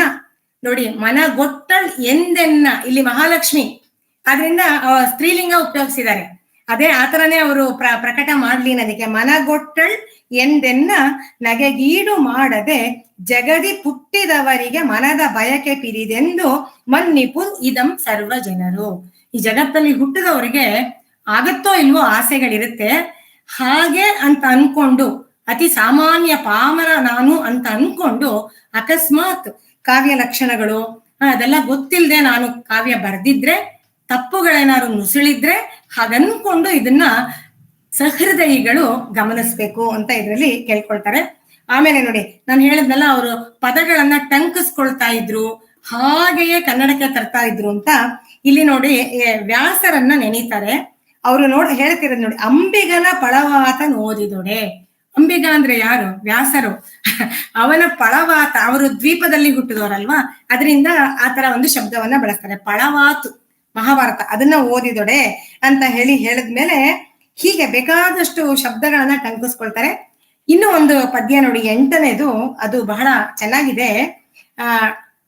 ಮಹಾಲಕ್ಷ್ಮಿ ಅವರು ಕಳಿಸಿದ್ದು ಅನ್ನೋದಕ್ಕೆ ಮತ್ತು ಒಂದು ಪ್ರೂಫ್ ಕೊಡ್ತಾರೆ. ಕನ್ನಡತಿ ಒರೆದ ನುಡಿ ಎಂದು ಇದಂ ಭಾವಿಸದೆ ಕನ್ನಡಿಗನ್ ಒರೆದ ನುಡಿ ಎಂದು ಸಂಭಾವಿಸುವುದು. ಸ್ತ್ರೀಯರಿಗೆ ಇಂಥ ಕಾವ್ಯಗಳು ಬರೆಯಕ್ಕಾಗತ್ತಾ, ಇದು ಸುಳ್ಳು ಅಂತ ಎಲ್ಲ ಅನ್ಕೊಳ್ಳದೆ ಇರ್ಲಿ ಅನ್ನೋದಕ್ಕೆ ಇದೊಂದು ಎಕ್ಸ್ಕ್ಯೂಸ್. ಕನ್ನಡಿಗನ್ ಏಕ ಪೆಸರಿದ್ದೊಡೇನಕ್ಕೂ ಫಲ ಮೆಸೆವ ಮೊಗ ಕಾಣ್ಬೋದಲ್ತೆ. ಬೇಡ ಹೆಸರಿದ್ರೆ ಏನಾಯ್ತು, ನಿಜವಾದಂತ ಅದರಲ್ಲಿರೋ ಸ್ವಾರಸ್ಯ ಇದೆ, ಅದನ್ನ ನೋಡ್ಬೇಕಲ್ವಾ. ಚೆನ್ನನೋರ್ವಂ ಮರುಳನಾದೊಡೆ ವಿತ್ತ ಸಂಪನ್ನೆತಾಂ ಬಂಜ ಎನಿಸಿರ್ದೊಡೆ ಕನ್ನಡದೊಡೆ ಎನ್ನ ಕಬ್ಬಂ ಬರೆಯ ಒಟ್ಟೊಡೆ ಭಕ್ತಿ ವೈರಾಗ್ಯ ಸತ್ಕತೆಗಳೆಸೆಯೇ ಹೇಳ್ತಾ ಇದ್ದಾರೆ. ಚೆನ್ನನೋರ್ವಂ ಯಾರೋ ಒಬ್ಬ ಈ ಸರಿ ಇಲ್ಲ ಅಂತ ಹೇಳಿ ಅದನ್ನ ಪಕ್ಕಕ್ಕೆ ತಳ್ಳಿದ್ರೆ ಏನ್ ಪರವಾಗಿಲ್ಲ. ವಿತ್ತ ಸಂಪನ್ನೆತಾಂ ಬಂಜ ಎನಿಸಿದ್ದೊಡೆ, ಎಷ್ಟೊಂದು ಬೇಕಾದಷ್ಟು ವಿತ್ತ ಸಂಪನ್ನೆ, ದುಡ್ಡು ಕಾಸಿರೋರ್ಗ್ ಮಕ್ಳು ಇಲ್ದೇ ಇದ್ರೆ ಅಂತ ಅಂದ್ರೆ ಅರ್ಥ, ಈ ಬೇಕಾದಷ್ಟು ಓದ್ಕೊಂಡಿದ್ದವ್ರಿಗೆ ಕಾವ್ಯ ಬರೆಯೋ ಶಕ್ತಿ ಇಲ್ಲದೆ ಇರ್ಬೋದು, ಪಾಂಡಿತ್ಯ ಇರ್ಬೋದು, ಪ್ರತಿಭೆ ಇರಲ್ಲ. ಹಾಗಿದ್ದೇನ್ ಮಾಡೋದೇನು, ನಾನು ಕನ್ನಡದಲ್ಲೇ ಕಾವ್ಯ ಬರ್ದಿದ್ದೀನಿ, ಭಕ್ತಿ ವೈರಾಗ್ಯ ಸತ್ಕತೆಗಳಿದ್ದಾಗ ಇದನ್ನ ಸಂಸ್ಕೃತ ಪಂಡಿತರು ಇದನ್ನ ಆಧರಿಸ್ಲಿ ಅನ್ನುವಂತ ಭಾವವನ್ನ ಇಟ್ಟಿದ್ದಾರೆ. ಮುಂದಿನದು ಇನ್ನೊಂದು ಬಹಳ ಚಂದದ ಒಂದು ದಕ್ಷಿಣ ಕನ್ನಡ ಜಿಲ್ಲೆಗೆ ಆದಂತ ಒಂದು ವ್ಯವಹಾರ, ವ್ಯಾಪಾರ, ವಹಿವಾಟು ಇದರಲ್ಲೆಲ್ಲ ಅವ್ರು ನಿಪುಣರು. ಆ ಒಂದು ಪರಿಭಾಷೆಯನ್ನ ಇಟ್ಕೊಂಡು ಬರೀತಾರೆ ನೋಡಿ. ಮೂಲ ವಳಿಸದೆ ವೃದ್ಧಿಯನೆ ಬಹು ಪದಾರ್ಥಕನು ಕೂಲಮಂ ಗೈದು ಋಣಶೇಷಗಳ ಭೇದಿಸುತ್ತೆ. ಬಡ್ಡಿಯ ಪರಿಭಾಷೆ ಮೂಲ. ಇವಾಗ ಜಗನ್ನಾಥ್ ಅವರು ಫಿನಾನ್ಸ್ ಎಕ್ಸ್ಪರ್ಟ್. ಹೇಗೆ ನಾವು ಮೂಲ ಅಂದ್ರೆ ಅಸೆಟ್ ಇರುತ್ತಲ್ಲ, ಪ್ರಿನ್ಸಿಪಲ್ ಅಮೌಂಟ್ ಯಾವ್ದಿರುತ್ತೆ ಅದನ್ನ ಯಾವುದೇ ಕಾರಣಕ್ಕೂ ಕಳ್ಕೋಬಾರದು. ಅದಕ್ಕೆ ಬಡ್ಡಿ ಜಾಸ್ತಿ ಬರೋ ತರ ಇನ್ವೆಸ್ಟ್ ಮಾಡ್ತಿರ್ಬೇಕು. ಹಾಗೆ ಅಂತ ಆ ಪರಿಭಾಷೆಯಲ್ಲಿ ನಾನು ನನ್ನ ಕಾವ್ಯವನ್ನ ಬರೆದಿದ್ದೀನಿ ಅಂತ ಆ ರೀತಿಯಾದಂತ ಚಮತ್ಕಾರವನ್ನ ಅವರು ಮಾಡ್ತಾರೆ. ಇದು ನೋಡಿ ಹೀಗೆ. ಇದಾದ ಮೇಲೆ ಬರುತ್ತೆ 3ನೇ ಸಂಧಿ, ಸಮುದ್ರದ ವರ್ಣನೆ. ಸಮುದ್ರವನ್ನ ಇವ್ರು ಖಂಡಿತ ನೋಡಿರ್ಬೇಕು, ಉಡುಪಿಗೆ ಹತ್ತಿರದಲ್ಲಿ ಇದ್ದವರು. ಅದರಲ್ಲಿ ತುಂಬಾ ಚಮತ್ಕಾರ. ಇಡೀ ಒಂದು 3ನೆಯ ಸಂಧಿ ಯಾವ್ದಿದೆ ಅದು ತುಂಬಾ ದೊಡ್ಡ ಸಂಧಿ ಕೂಡ ಆಗಿದೆ. ಹೆಚ್ಚು ಕಡಿಮೆ ಅದರಲ್ಲಿ ಸುಮಾರು 65 ಪದ್ಯಗಳಿದೆ. 65 ಪದ್ಯಗಳಲ್ಲಿ ಒಂದು ಪದ್ಯ ಮಾತ್ರ ನಿಮ್ಗೆ ಯಾವ ರೀತಿಯಲ್ಲಿ ಇದು ಗೊತ್ತಲ್ವಾ, ಸಮುದ್ರ ವರ್ಣನೆ ಯಾಕೆ ಬಂದಿದೆ ಅಂತ. ಕಾವ್ಯದಲ್ಲಿ ಔಚಿತ್ಯ ಅಂತ ಒಂದಿದೆ. ಔಚಿತ್ಯವೇ ರಸ, ಅದಿಲ್ಲದೆ ಹೋದ್ರೆ ವಿರಸ. ಔಚಿತ್ಯ ಯಾಕೆ ಸಮುದ್ರ ವರ್ಣನೆ ಅಂದ್ರೆ, ಸೀತೆಯನ್ನ ಲಂಕೆಯಿಂದ ಅಯೋಧ್ಯೆಗೆ ಮರಳಿ ಬರುವಾಗ ದಕ್ಷಿಣದ ಸಮುದ್ರವನ್ನ ದಾಟ್ಕೊಂಡ್ ಬರ್ಬೇಕಾಗಿತ್ತಲ್ವಾ. ಹಾಗೆ ದಾಟ್ಕೊಂಡ್ ಬರುವಾಗ ಸೀತೆಗೆ ವರ್ಣನೆ ಮಾಡ್ತಾನೆ ರಾಮ. ಆ ಸಮುದ್ರದ ವರ್ಣನೆ ಮಾಡೋದು, ಮತ್ತೆ ಆ ತೀರದಲ್ಲಿ ಏನೇನೆಲ್ಲ ನಾನು ಋಷ್ಯಾಶ್ರಮದಲ್ಲಿ ಮಾಡಿದೆ ಅಂತ ಹೇಳೋದು ಅವೆಲ್ಲ ಮೂಲದಲ್ಲೂ ಬರುತ್ತೆ. ಇದು ಪದ್ಮ ಪುರಾಣದ ಪ್ರಕಾರ ಇವ್ರು ಬರ್ದಿರೋದು. ಆ ಸಮುದ್ರದ ವರ್ಣನೆಯನ್ನ ಬಗೆಯಾಗಿ ಮಾಡ್ತಾರೆ. ಒಂದು ಸಮುದ್ರವನ್ನ 65 ಪದ್ಯಗಳ ಸಂಧಿಯಲ್ಲಿ ಅನೇಕ ಪದ್ಯಗಳಲ್ಲಿ ಮಾಡ್ತಾರೆ. ಒಂದೇ ಒಂದು ಪದ್ಯ ನಿಮ್ಗೆ ಓದ್ ತೋರಿಸ್ತೀನಿ ನೋಡಿ. ಆ ಸಮುದ್ರದ ವರ್ಣನೆದು. ಪುತ್ರನೋರ್ವಂ ರಾಜನ್, ಇವನಿಗೆ ಹೆಮ್ಮೆ, ಮೊರಿತಾ ಇದ್ದಾನಂತೆ. ಸಮುದ್ರ ಘೋಷ ಜೋರಾಗಿ ಮೊರಿತಾ ಇದ್ದಾನೆ. ಅವನಿಗೆ ಅದಟು ಎಲ್ಲ ಇದೆ ಅನ್ನುವಂತಹ ಒಂದು ಅಭಿಮಾನ. ಅದರಿಂದ ಅವನಿಗೆ ಆ ತರ ಮೊರೆತ ಬಂದಿದೆ. ಆ ಮೊರೆಯೋದಕ್ಕೆ ಏನ್ ಕಾರಣ, ನಮ್ಗೆಲ್ಲ ಶಕ್ತಿ ಇದ್ರೆ ನಾವು ಜೋರ್ ಮಾಡ್ತೀವಿ. ಅವನ ಶಕ್ತಿಗೇನು, ರಾಜನೇ ಒಬ್ಬ ಮಗ ಅಂತ. ಇಲ್ಲಿ ರಾಜ ಅಂದ್ರೆ ಚಂದ್ರ ಸಮುದ್ರ ಮಥನದ ಕಾಲದಲ್ಲಿ ಹುಟ್ಟಿದ್ದು ಅಂತ ತಾನೆ. ಹಾಗಾಗಿ ಅಳುಗಿಯೇ ಜಗನ್ಮಾತೆ, ಸಮುದ್ರದಲ್ಲೇ ಹುಟ್ಟಿದ್ದು ಲಕ್ಷ್ಮಿ ಸಮುದ್ರ ಮಥನದಲ್ಲಿ. ಆ ಒಂದು ಸಂದರ್ಭವನ್ನ ಇಟ್ಕೊಂಡು ಹೇಳ್ತಾ ಇದ್ದಾನೆ.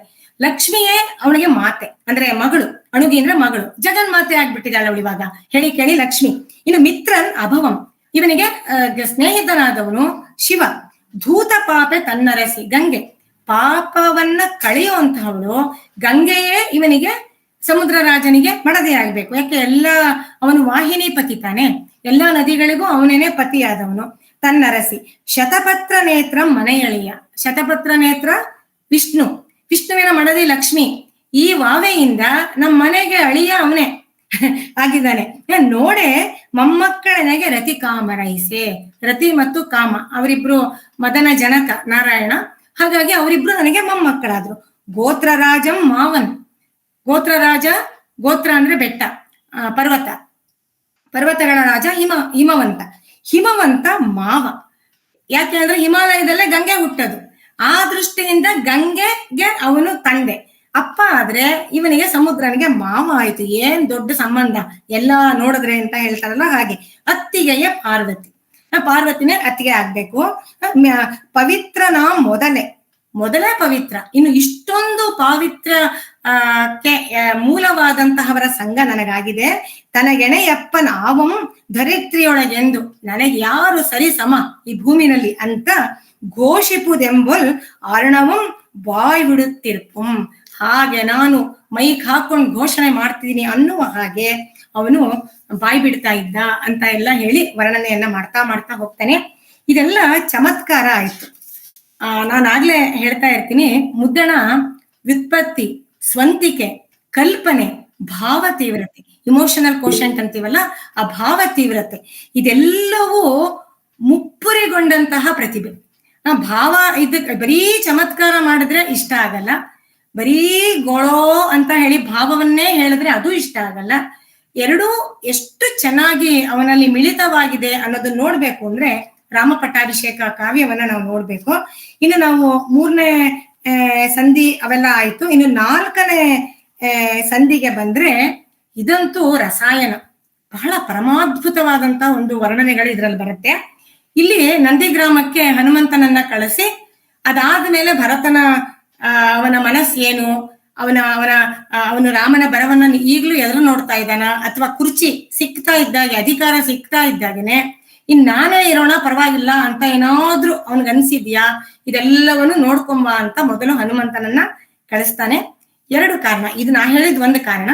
2ನೇದು, ಮೊದಲು ಹನುಮಂತ ವಾಯುವೇಗದಲ್ಲಿ ಹೋಗಿ ರಾಮ ಬರ್ತಾ ಇದ್ದಾನೆ ಅಂತ ತಿಳಿಸಿದ್ರೆ ಭರತ ಅಗ್ನಿ ಪ್ರವೇಶ ಮಾಡದೇ ಇರ್ಲಿ ಅನ್ನುವಂತಹ ಪ್ರೀತಿ, ವಾತ್ಸಲ್ಯ, 2 ಕಾರಣಗಳುಂಟು.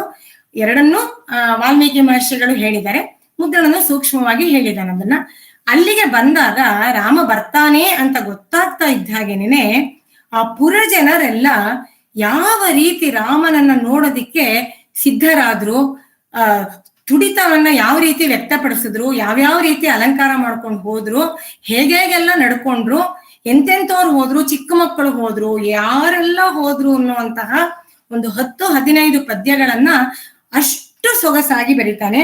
ಇಲ್ಲಿ ಸಾಮಾನ್ಯರ ರಾಮನ ಮೇಲಿನ ಪ್ರೀತಿ, ಅವರ ಭಾವ, ಅವರು ಮಾಡ್ತಿದ್ದಂತಹ ಜೀವನ ವಿಧಾನ, ಆ ಕಾಲದಲ್ಲಿ ಇದ್ದಂತಹ ಜೀವನದ ರೀತಿ, ಆ ಗೃಹಿಣಿಯರ ಒಂದು ಕರ್ತವ್ಯ ಪರತೆ, ಅದರಲ್ಲೇನೆ ಒಂದಷ್ಟು ವಿವಾಹೇತರ ಸಂಬಂಧವನ್ನ ಇಟ್ಕೊಂಡಿರುವಂಥವ್ರು ಎಲ್ಲ ಮಗ್ಗಲುಗಳನ್ನು ಈ ಎಷ್ಟು ಪದ್ಯದಲ್ಲಿ ತರೋದನ್ನ ನಾವು ತುಂಬಾ ಚೆನ್ನಾಗಿ ನಾವು ನೋಡ್ತೀವಿ. ನೋಡಿ, ಒಂದೇ ಒಂದು ಪದ್ಯ 11ನೇ, ಇದು ಸಮಯ ಆದ್ರೆ ದಯವಿಟ್ಟು ಹೇಳಿ ಜಗನ್ನಾಥ್ ಅವ್ರೆ, ನಾನು ಎಲ್ಲಿಗೆ ಬೇಕಾದ್ರೂ ನಿಲ್ಲಿಸ್ತೀನಿ. ಇದೊಂದು ಪದ್ಯ, 11ನೇ ಪದ್ಯ ನೋಡಿ. ನಾನು ಸಾಮಾನ್ಯ ಜನರು ಹೇಗೆ ರಾಮ ಬರ್ತಿದ್ದ ಹಾಗೆ ಅವನನ್ನ ನೋಡ್ಬೇಕು ಅಂತ ಧಾಂಗುಡಿ ಇಟ್ಕೊಂಡು ಓಡ್ತಾ ಇದ್ರು ಅಂತ. ಅವಳು ಬಹಳ ಗೃಹಿಣಿ, ಜವಾಬ್ದಾರಿ ಇರುವಂತಹ ಗೃಹಿಣಿ. ಅವಳಿಗೂ ಹೋಗಬೇಕು ಅಂತ ಆಸೆ. ಒಬ್ಬೊಬ್ರು ಒಂದೊಂಥರ ಇರ್ತಾರಲ್ವಾ, ಬಿಟ್ಟ ಹಾಗೆ ಹೋಗೋರು ಕೆಲವರು, ಎಲ್ಲಾ ಜವಾಬ್ದಾರಿಯನ್ನು ಮುಗಿಸಿ ಹೋಗ್ಬೇಕು ಅನ್ನುವಂತಹ ಆ ಒಂದು ಹೊಣೆಗಾರಿಕೆ ಇರುವಂತಹ ಗೃಹಿಣಿಯರು ಇರ್ತಾರೆ. ಈ ಹೊಣೆಗಾರಿಕೆ ಇರುವಂತ ಗೃಹಿಣಿಯ ಒಂದು ಚಿತ್ರಣ, ಅವಸರ ಕುಡಿಕೆ ಅಮ್ಮಯ್ಯ ಅಂತ ಹೇಗೋ ಹೊರಟೋಗ್ಬೇಕು ಅಂತ ಮಾಡೋರು ಎಲ್ಲರ ಚಿತ್ರಣವನ್ನ ಕೊಡ್ತಾನೆ. ಈಕೆ ಹೊಣೆಗಾರಿಕೆ ಇರೋದು. ಇವಳು ಮನೆಯಲ್ಲಿ ಸಾಕು ಪ್ರಾಣಿಗಳನ್ನ, ಸಾಕು ಪಕ್ಷಿಯನ್ನ ಎಲ್ಲವನ್ನು ಇಟ್ಕೊಂಡಿದ್ದಾಳೆ. ಅದೆಲ್ಲಕ್ಕೂ ಮಾಡ್ಬೇಕಾದಂತ ಉಪಚಾರಗಳನ್ನೆಲ್ಲ, ಕರ್ತವ್ಯಗಳನ್ನೆಲ್ಲ ಮಾಡಿ ಅವಳು ರಾಮನನ್ನ ನೋಡೋದಿಕ್ಕೆ ಬರ್ತಾನೆ, ನೋಡೋದಿಕ್ಕೆ ಹೋಗ್ತಾನೆ. ಪಣ್ಣಿತ್ತು, ಇಲ್ಲಿ ಮುದ್ದಣನ ಶಬ್ದದ ಸಂಪತ್ತು, ಚಮತ್ಕಾರ ಅದನ್ನು ನೋಡ್ಬೋದು ನೋಡಿ. ಪಣ್ಣಿತ್ತು ಪಂಡಿತನನ್, ಪಂಡಿತ ಅಂದ್ರೆ ಪಂಡಿತ ವಕ್ಕಿ ಅಂತ, ಪಂಡಿತ ಹಕ್ಕಿ ಅಂದ್ರೆ ಗಿಳಿಗೆ ಪಂಡಿತ ಹಕ್ಕಿ ಅಂತ ಕರೀತಾರೆ. ಆ ಗಿಳಿಗೆ ಹಣ್ಣನ್ನ ಕೊಟ್ಟಿದ್ದಾಳೆ. ಎಳೆದಳರಣಿಕ್ಕಿ ಕೆಂಗಣ್ಣನಂ, ಇವೆಲ್ಲ ನೀವು ಕನ್ನಡ ಅಂತಂದ್ರೆ ಇದೆಲ್ಲ ನಮ್ಗೆ ಗೊತ್ತೇ ಇರಲ್ಲ ಎಷ್ಟೋ ಸತಿ. ಕೆಂಗಣ್ಣ ಅಂದ್ರೆ ಕೋಗಿಲೆಗೂ ಕಾಗೆಗೂ ಇರೋ ವ್ಯತ್ಯಾಸ ಅದೇನೇನೆ, ಒಂದು ಧ್ವನಿ, ಮತ್ತೊಂದು ಅದರ ಕಣ್ಣು ಕೆಂಪಿಗಿರತ್ತೆ. ಅದಕ್ಕೆ ಎಳೆದಳಿರ ನಿಕ್ಕಿ, ಚಿಗುರನ್ನ ಅದಕ್ಕೆ ಕೊಟ್ಟಿದ್ದಾಳೆ. ಕೋಗಿಲೆನು ಅಲ್ಲಿ ಅವಳು ಸಾಕೊಂಡಿದ್ದಾಳೆ ಅಂತ ಅನ್ಸುತ್ತೆ. ಪಾಲೆರೆದು ಹಂಸನಂ ವತ್ಸಮಂ ತಣ್ಣೀರ್ ಗುಡಿಸಿ, ಹಂಸವನ್ನ ಇಟ್ಕೊಂಡು ಸಾಕ್ತಾ ಇದ್ದಾಳೆ ಅಂತ. ಪಾಲೆರೆದು, ಅದು ಹಂಸಕ್ಷೀರ ನ್ಯಾಯ ನಿಮ್ಗೆಲ್ಲ ಗೊತ್ತೇ ಇದೆ. ಹಾಲು ನೀರನ್ನ ಇಟ್ರೆ ಹಾಲೆ ಕುಡಿಯೋದು, ನೀರ್ ಬಿಡತ್ತೆ. ಹಾಗಾಗಿ ಯಾಕೆ ನೀರ್ ಬೆರೆಸಿಡ್ಬೇಕು, ಹಾಲೆ ಕೊಡೋಣ ಅಂತ ಹಾಲು ಹಾಕಿದ್ದಾರೆ. ವತ್ಸಮಂ ತಣ್ಣೀರ್ ಗುಡಿಸಿ. ಹಸು ಕರು, ವತ್ಸ ಅಂದ್ರೆ ಅದಕ್ಕೆ ನೀರ್ ತೋರ್ಸೋದು. ಹಿಂದೆಲ್ಲ ನಮ್ಮ ಮನೆಗಳಲ್ಲಿ ಹಸು ಇದ್ದ ಕಾಲದಲ್ಲಿ ಹಸು ಕರು ನೀರ್ ತೋರ್ಸಿದ್ರ ಅಂತಾನೆ ಕೇಳ್ತಾ ಇದ್ರು ಎಲ್ಲಿಗಾರ ಹೋಗ್ಬೇಕಾದ್ರೆ. ಹಾಗೆ ನೀರ್ ಕುಡ್ಸಿದಾಳೆ. ತೊರೆದು ಮರೆದು ಮನೆಗೆಲಸಮಂ ಮೇನ್ ಬಳಲ್ ಮುಡಿಯ ತುರುಬಿ. ಅವಳೇನ್ ಮಾಡಿದಾಳೆ, ಇದೆಲ್ಲವನ್ನು ಮಾಡಿ ಮನೆಗೆಲಸವನ್ನೆಲ್ಲ ಮುಗಿಸಿ ಮನೆಯನ್ನ ಬಿಟ್ಟು ಮೇನ್ ಬಳಲ್ ಮುಡಿಯ ತುರುಬಿ. ಬಳಲ್ ಮುಡಿಯ ಅಂದ್ರೆ ಈ ಕೆಲಸ ಮಾಡೋ ಆತ್ರದಲ್ಲಿ ಅವಳಿಗೆ ಜಡಗಿಡ ಹಣ್ಕೊಳಕ್ ಆಗಿಲ್ಲ. ಕೂದಲನ್ನ ಹೇಗೋ ಒಂದು ಗಂಟಿಕೊಂಡಿದ್ದಾಳೆ ಅವಳು. ತುರುಬಿ, ಅದು ನೋಡಿ ಆ ಶಬ್ದದ ಪ್ರಯೋಗ. ಸಣ್ಣ ನಡುವಿಗೆ ಸಡಿಲ್ ನಿರೆಯೊಟ್ಟಿ. ಅವಳ ನಡು ಸಣ್ಣದಾಗಿದೆ, ಅದಕ್ಕೊಂದು ನೆರಿಗೆಯನ್ನ ಹಿಡಿದು ಸೀರೆಯನ್ನ ಉಟ್ಕೊಂಡು ಮೇಲುದಂ ತಿಣ್ಣ ಮೊಲ ಎಡೆಗೆ ಬರ ಸೆಳೆದು ಸೆರಗನ್ನ ಎದೆಗೆ ಮುಚ್ಕೊಂಡು ಪೊರಮಟ್ ವರುವ ಪೆಣ್ಣೈದಿದಳ್. ಅವಳು ಹೊರಟ್ಲಂತೆ. ಆ ಚಮತ್ಕಾರ ಇರೋದು ಕೊನೆ ಸಾಲಲ್ಲಿ ಐದಿದಳ್ ಅಂದ್ರೆ ಹೊರಟ್ಲು. ನುಡಿಗೆ ನಡೆಗೆ ಗಾಡಿಗೆ ಸೋಲಲ್ ಒಡನೆ ಗಿಳಿ ಅಂಚೆ ನವಿಲು. ಇಲ್ಲಿ ನೋಡಿ, ಇದು ಯಥಾಸಂಖ್ಯಾ ಅಲಂಕಾರ ಅಂತ ಇದೊಂದು ಅಲಂಕಾರ. ಅಂದ್ರೆ ಮ್ಯಾಚ್ ದ ಫಾಲೋಯಿಂಗ್ ಅನ್ನೋ ತರ. ಅವಳು ಗಿಳಿಗೆ ನೀರ್ ಕುಡಿಸಿದ್ಲು, ಮತ್ತೆ ಕೋಗಿಲೆಗೆ ಅವಳು ಹಣ್ಣನ್ನ ಕೊಟ್ಟಿದ್ಲು, ಹಂಸಕ್ಕೆ ಹಾಲನ್ನ ಕೊಟ್ಟಿದ್ಲು. ಇದು ಈ ವತ್ಸಮಂ ತಣ್ಣೀರ್ ಗುಡಿಸಿ ಇದೆಲ್ಲ ಹೇಳಿದ್ರಲ್ವಾ. ಅವಳು ನಡೀತಾ ಇದ್ರೆ ಅವಳ ನಡಿಗೆ ಅವಳು ಹೇಗಿದ್ಲಂತೆ, ಅವಳ ನುಡಿಗೆ ನಡೆಗೆ ಗಾಡಿಗೆ. ಅವಳು ಮಾತಾಡಿದ್ರೆ ಹೋಗ್ ಬರ್ತೀನಿ ಅಂತ ಏನೋ ಬಾಗಿಲು ಮುಚ್ಕೊಳ್ಳುವಾಗ್ಲೋ ಅಥವಾ ಆ ಕರುನ ತಲೆ ಸವರಿ ಹೋಗ್ ಬರ್ತೀನಿ ಅಂತ ಹೇಳಿ ಅದನ್ನ ಮುದ್ದಿಸಿ ಹೋಗುವಾಗ್ಲೂ ಅವಳ ಮಾತಿಗೆ ಗಿಳಿ ಇದೆಯಲ್ಲ ಅದು ಸೋತೋಯ್ತಂತೆ. ಇನ್ನು ನೋಡಿದ್ರೆ ನಡೆಗೆ ಅಂಚೆ, ಅಂಚೆ ಅಂದ್ರೆ ಹಂಸ, ಹಂಸ ನಡಿಗೆ ಅಂತಾರಲ್ಲ, ಹಂಸ ನಾಚ್ಕೋತಂತೆ, ಅಯ್ಯೋ ಎಷ್ಟ್ ಚೆನ್ನಾಗಿ ನಡೀತಾ ಇದ್ದಾಳೆ ಇವಳು ಅಂತ. ಇನ್ನು ನವಿಲು ಅಂಚೆ ಅದೆಲ್ಲ ನಾಚ್ಕೊಳ್ತು ಅಂತ ಈ ರೀತಿಯಾದಂತ ಚಮತ್ಕಾರವನ್ನ ಅವನು ಮುದ್ದಣ ಈ ಒಂದು ಕಾವ್ಯದಲ್ಲಿ ಮಾಡ್ತಾರೆ. ಇದು ಸಾಮಾನ್ಯ ಜನರ ಇದೆಲ್ಲ ಇರೋದು. ತುಂಬಾ ಚೆನ್ನಾಗಿರುವಂತ ಸಂಧಿ ಇದು. ನಾವು ಸಾಧಾರಣವಾಗಿ ಇದೇ ಸಂಧಿನೇ ಮಾಡೋದು. ಇದು ಇಲ್ಲ ಅಂದ್ರೆ ಕೊನೆಯದಾಗಿ ಪಟ್ಟಾಭಿಷೇಕದ ಭಾಗವನ್ನ ನಾವು ಗಮನಿಕೆಗಳು ಮಾಡ್ತೀವಿ. ಸಮುದ್ರದ ವರ್ಣನೆಯೆಲ್ಲ ಮಾಡಿದ್ರೆ ಶ್ರೋತೃಗಳು ಪಾಪ ತುಂಬಾ ಬಳಲು ಹೋಗ್ತಾರೆ. ಹಾಗಾಗಿ ಅಲ್ಲೊಂದು ಇಲ್ಲೊಂದು ತಗೊಂಡು ಕಥಾಭಾಗಕ್ಕೆ ಹೋಗೋದು ನಮ್ಮ ಪದ್ಧತಿ. ಇನ್ನು ನೋಡಿದ್ರೆ ಅವನು 5ನೆಯ ಸಂಧಿನಲ್ಲಿ ಕೊನೆ ಸಂಧಿ ಇದಕ್ಕೆ ಬರ್ತಾನಲ್ಲ, ಅವನು ಅಯೋಧ್ಯೆಗೆ ಬರ್ತಾನೆ. ನಂದಿಗ್ರಾಮದಿಂದ ಬಂದು ತಾಯಂದ್ರನ್ನ ನೋಡ್ತಾನೆ. ಆ ತಾಯಂದ್ರನ್ನ ನೋಡುವಂತ ಸೊಗಸನ್ನ ನಾನು ಹೇಳಿದ್ನಲ್ಲ, ಭಾವ ತೀವ್ರತೆ ರಾಮನಿಗೆ ಮುದ್ದಣನಿಗೆ ಎಷ್ಟಿತ್ತು ಅಂತ. ಅದರಲ್ಲಿ ತಾಯಂದ್ರನ್ನ ನೋಡುವಂಥದನ್ನ ಬಹಳ ತುಂಬಾ ಕಣ್ಣಲ್ಲಿ ನೀರು ಬರಬೇಕು ಆ ರೀತಿಯಾಗಿ ವರ್ಣನೆಯನ್ನ ಮಾಡಿದ್ದಾನೆ.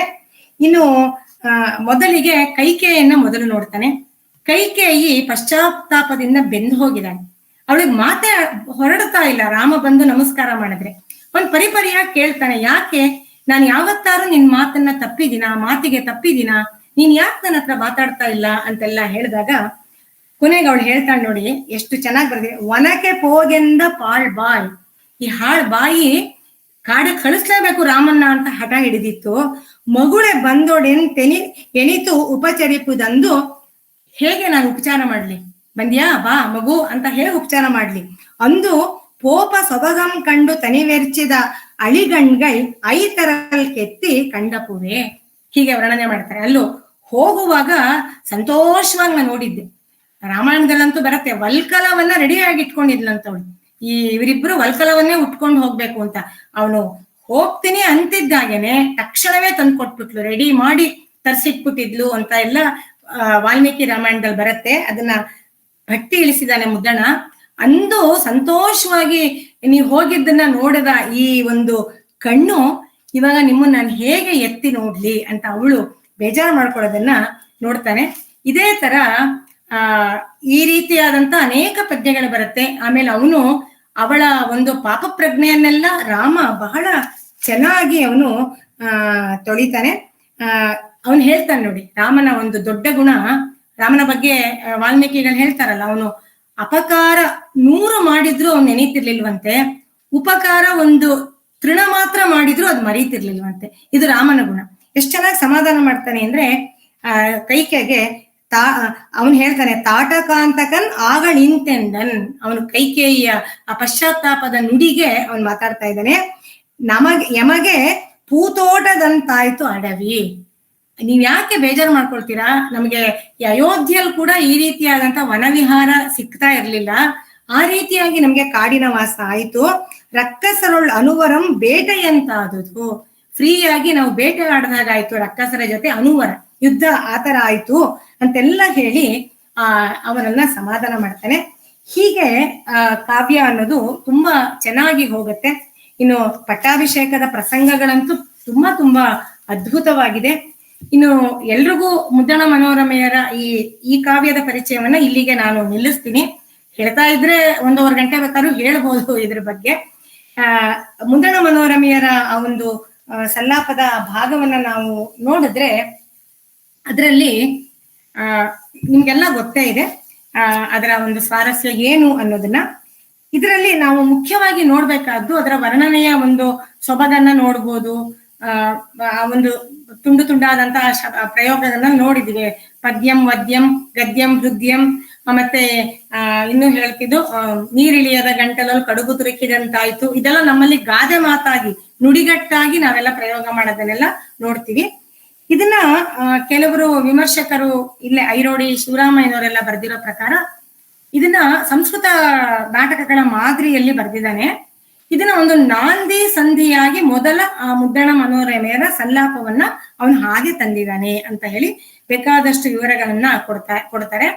ಸಂಸ್ಕೃತ ನಾಟಕಗಳಲ್ಲಿ ಹಾಗೆ ಇಬ್ರು ಬರ್ತಾರೆ, ನಟಿ ಸೂತ್ರಧಾರ ಅಂತ ಹೇಳಿ.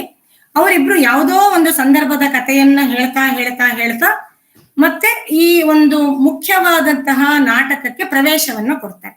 ಇವತ್ತು ಯಾವ ಒಂದು ನಾಟಕವನ್ನ ಆಡಿಸ್ತಾ ಇದೀಯಾ ಅಂತಂದಾಗ ಇಂಥದ್ದು ಅಂತ ಹೇಳಿ ಶುರು ಆಗೋದು ಪದ್ಧತಿ. ಆ ಒಂದು ಕ್ರಮವನ್ನ ಅನುಸರಿಸಿದ್ದಾನೆ ಅಂತ ಇದರಲ್ಲಿ ಹೇಳ್ತಾರೆ. ಇನ್ನೂ ಒಂದು ಹೇಳ್ಬೇಕು ಅಂತಂದ್ರೆ, ಈ ಕಾವ್ಯ ವಿಮರ್ಶನ, ಕಾವ್ಯದಲ್ಲಿಯೇ ವಿಮರ್ಶನೆ ಅದರಲ್ಲೂ ಕೂಡ ಬರುತ್ತೆ. ನಾಂದಿ ಸಂಧಿಯಲ್ಲೂ ಅಥವಾ ನಾಂದಿ ಪ್ರಕರಣದಲ್ಲೂ ಸಂಸ್ಕೃತ ಕಾವ್ಯದಲ್ಲಿ ಅಂತ ಒಂದು ಸೂಕ್ಷ್ಮಗಳೆಲ್ಲ ಬರುತ್ತೆ. ಇಲ್ಲಿ ಇದು ಅದೇನೇನೆ. ಇಲ್ಲಿ ಹೇಗೆ ಅಂತಂದ್ರೆ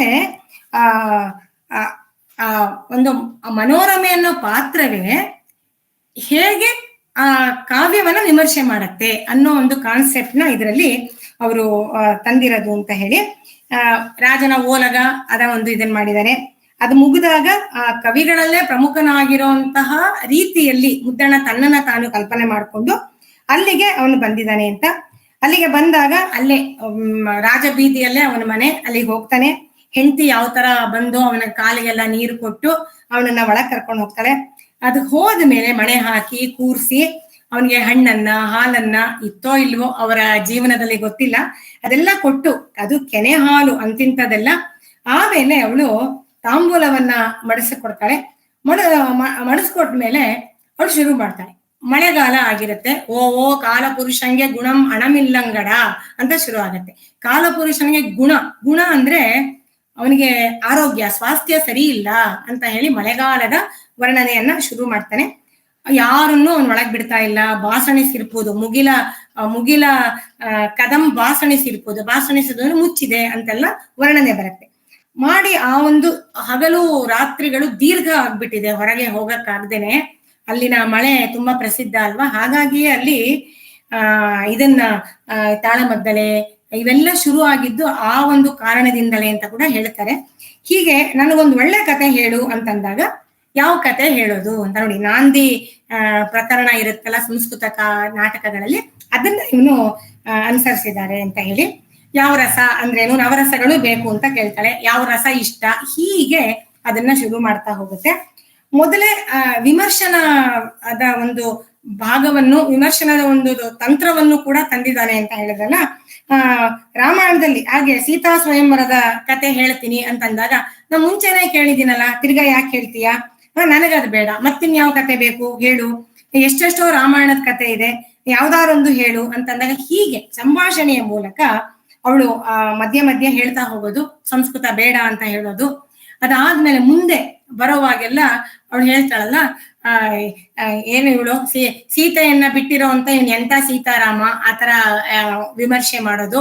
ಈ ತರ ಅನೇಕ ವಿಮರ್ಶನ ತತ್ವಗಳನ್ನು ಕೂಡ ಅದರಲ್ಲಿ ಅವನು ತಂದಿದ್ದಾನೆ. ಈ ಕಾವ್ಯದಲ್ಲೇ ತುಂಬಾ ಪ್ರಸಿದ್ಧವಾದ ಅವರ ಬಡತನವನ್ನ ಗೇಲಿ ಮಾಡ್ಕೊಂಡು ಮಾಡಿರೋದು ಸಪ್ತಾಕ್ಷರಿ ಮಂತ್ರ ಜಪ ಅಂತ. ಭವತಿ ಭಿಕ್ಷಾಂದೇಹಿ, ನಮ್ಮಲ್ಲಿ ಏಕಾಕ್ಷರ ಮಂತ್ರ ಜಪ, ಅದಾದ್ಮೇಲೆ ಪಂಚಾಕ್ಷರ, ಷಡಕ್ಷರ, ಅಷ್ಟಾಕ್ಷರ ಇದೆಲ್ಲ ಇದೆ ಅಲ್ಲ, ಅದ್ ಯಾವುದು ಇಲ್ದೆ ಸಪ್ತಾಕ್ಷರ ಮಂತ್ರ ಜಪ, ಸಪ್ತಾಕ್ಷರಿ ಮಂತ್ರ ಜಪ. ಯಾವುದದು ನನಗೆ ಉಪದೇಶ ಮಾಡು ಅಂತ ಅವಳು ಕೇಳಿದ್ರೆ ಭವತಿ ಭಿಕ್ಷಾಂದೇಹಿ ಅಂತ ಹೇಳ್ತಾನೆ. ಭವತಿ ಭಿಕ್ಷಾಂದೇಹಿ ಅಂದ್ರೆ ನೋಡಿ, ತನ್ನಗಿದ್ದ ಬಡತನವನ್ನ ತಾನೇ ಗೇಲಿ ಮಾಡಿಕೊಂಡು ಆ ಕಾವ್ಯದಲ್ಲಿ ಅದನ್ನ ತಂದಿರೋದು. ಹೀಗೆ ಅನೇಕ ಸ್ವಾರಸ್ಯಗಳನ್ನ ಕವಿ ತನ್ನ ಈ ರಾಮಾಶ್ವಮೇಧ ಕಾವ್ಯದಲ್ಲೂ ತಂದಿದ್ದಾನೆ. ಅನೇಕ ಕಡೆ ಇಂಥ ಪ್ರಸಂಗಗಳೆಲ್ಲ ಬರುತ್ತೆ. ಕಾಲ ಜಾಸ್ತಿ ಆಗತ್ತೆ ಇದನ್ನ ಹೇಳ್ತಾ ಹೋಗ್ತಾ ಹೋದ್ರೆ. ಇಲ್ಲಿ ವರ್ಣನೆಗಳು ಬೇಕಾದಷ್ಟು ಬರುತ್ತೆ, ಸುಂದರವಾದಂತ ವರ್ಣನಾ ಭಾಗಗಳೆಲ್ಲ ಇದೆ. ಇಷ್ಟು ಇವತ್ತಿನ ಒಂದು ಸಮಯದಲ್ಲಿ ನನ್ನ ಇತಿಮಿತಿಯಲ್ಲಿ ತಮ್ಮ ಮುಂದೆ ಇದನ್ನ ನಿವೇದನೆ ಮಾಡ್ಕೊಂಡಿದ್ದೀನಿ. ಸಮಯ ಜಾಸ್ತಿ ಆಗಿದೆಯೋ ಏನೋ ಗೊತ್ತಿಲ್ಲ, ಆದ್ರೂ ಕೂಡ ತಾವೆಲ್ಲ ಕೂಡ ತಾಳ್ಮೆಯಿಂದ ಕೇಳಿದ್ದೀರಾ. ಅದಕ್ಕಾಗಿ ನಾನು ಅನಂತ ಧನ್ಯವಾದಗಳನ್ನ ಹೇಳ್ತಾ ಇದ್ದೀನಿ. ಮತ್ತೆ ಇಂಥ ಒಂದು ಅವಕಾಶವನ್ನ ನನಗೆ ಕಲ್ಪಿಸಿಕೊಟ್ಟಂತ ಸಮಾನ ಮನಸ್ಕರು ಈ ವಾಟ್ಸಪ್ ವೇದಿಕೆಗೆ, ಮುಖ್ಯವಾಗಿ ಶ್ರೀಯುತ ಜಗನ್ನಾಥ್ ಅವರಿಗೆ ನಾನು ಆಭಾರಿಯಾಗಿದ್ದೀನಿ. ನನಗೆ ಮತ್ತೊಮ್ಮೆ ಮುದ್ದಣ್ಣನನ್ನ ಪೂರ್ತಿಯಾಗಿ ತಿರುವು ಹಾಕುವಂತ ಒಂದು ಸದವಕಾಶವನ್ನ ನೀವು ನನಗೆ ಮಾಡಿಕೊಟ್ರಿ. ಆ ದೃಷ್ಟಿಯಿಂದಲೂ ನಾನು ನಿಮ್ಗೆ ಕೃತಜ್ಞಳಾಗಿರ್ಬೇಕು. ಮತ್ತೊಮ್ಮೆ ಕೇಳಿದಂತ ಎಲ್ಲರಿಗೂ ಕೂಡ ಅನಂತ ಅನಂತ ಧನ್ಯವಾದಗಳನ್ನ ನಾನು ಅರ್ಪಿಸ್ತೀನಿ. ನನ್ನ ಮಾತಿನಲ್ಲಿ ಏನಾದ್ರೂ ತಪ್ಪು ನೆಪ್ಪುಗಳಾಗಿದ್ರೆ, ಇಲ್ಲಿ ಪ್ರಾಜ್ಞರು ಯಾರಿಗಾದ್ರೂ ಅದು ಗೊತ್ತಾದ್ರೆ ದಯವಿಟ್ಟು ನನ್ನ ಗಮನಕ್ಕೆ ತರಬೇಕು. ಮುಂದೆ ತಿದ್ದುಕೊಳ್ಳೋದಕ್ಕೆ ನಾನು ಪ್ರಯತ್ನ ಪಡ್ತೀನಿ. ಕುಂದ ತೋರ್ದಂದು ತಿದ್ದಿಕೊಳೆ ಮನವು ಉಂಟು, ಇಂದಿಗೀ ಮತ ಉಚಿತ ಮಂಕುತಿಮ್ಮ. ನಮಸ್ಕಾರ ಎಲ್ಲರಿಗೂ. ವಿಜೃಂಭಣೆಯಿಂದ ಇದ್ದು 1 ಗಂಟೆ 7 ನಿಮಿಷ ಇರ್ಲಿ. ಈಗ ಜನಾರ್ದನ ತುಂಗ ನಮ್ಮ ಗುಂಪಿನಲ್ಲಿ ನನ್ನ ಪ್ರಕಾರ ಬಹಳ ದೊಡ್ಡ ವಿದ್ವಾಂಸರು. ಅವ್ರೇನಾದ್ರೂ ಹೇಳೋದಿದೆಯಾ?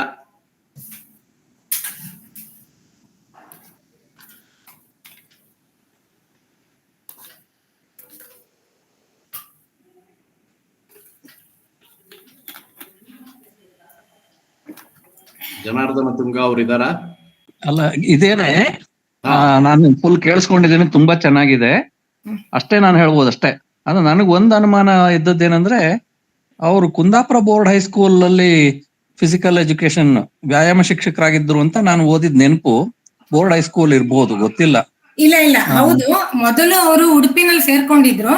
ಆಮೇಲೆ ಮಳಲಿ ಸುಬ್ರಾಯರಿಗೆ ಅಲ್ಲಿ ಟ್ರಾನ್ಸ್ಫರ್ ಆಗೋಯ್ತು ಅಂತ ಹೇಳಿ ಅವ್ರಿಗೆ ಅವರ ಸಾಂಗತ್ಯವನ್ನ ಬಿಡಕ್ ಇಷ್ಟ ಇರ್ಲಿಲ್ಲ. ಅದಕ್ಕಾಗಿ ಅವರು ಕೂಡ ಕುಂದಾಪುರಕ್ಕೆ ಟ್ರಾನ್ಸ್ಫರ್ ತಗೊಂಡಿದ್ರು. ಹೌದು, ನೀವು ಹೇಳಿದ್ ಕರೆಕ್ಟ್. ಅದು ನಾನು ಹೇಳಿರ್ಲಿಲ್ಲ. ಹೌದು, ಅದು ನನ್ನ ನೆನಪು ಅಷ್ಟೇ. ಮತ್ತೆ ಮುದ್ದಣ ಯಕ್ಷಗಾನಕ್ಕೂ ತುಂಬಾ ಕೊಡುಗೆ ಕೊಟ್ಟಿದ್ದಾನೆ. ಅವರ ರತ್ನಾವಳಿ ಕಲ್ಯಾಣ ಯಕ್ಷಗಾನ ತುಂಬಾ ಪ್ರಸಿದ್ಧವಾದ್ದು, ಈಗಲೂ ಆಡ್ತಾ ಇದ್ದಾರೆ. ಅಷ್ಟು ಮಾತ್ರ ಹೇಳ್ಬೋದು. ಮುದ್ದಣ ಅನ್ನೋ ಹೆಸರಿಟ್ಕೊಂಡದ್ದು ಬಹುಶಃ ಅವರು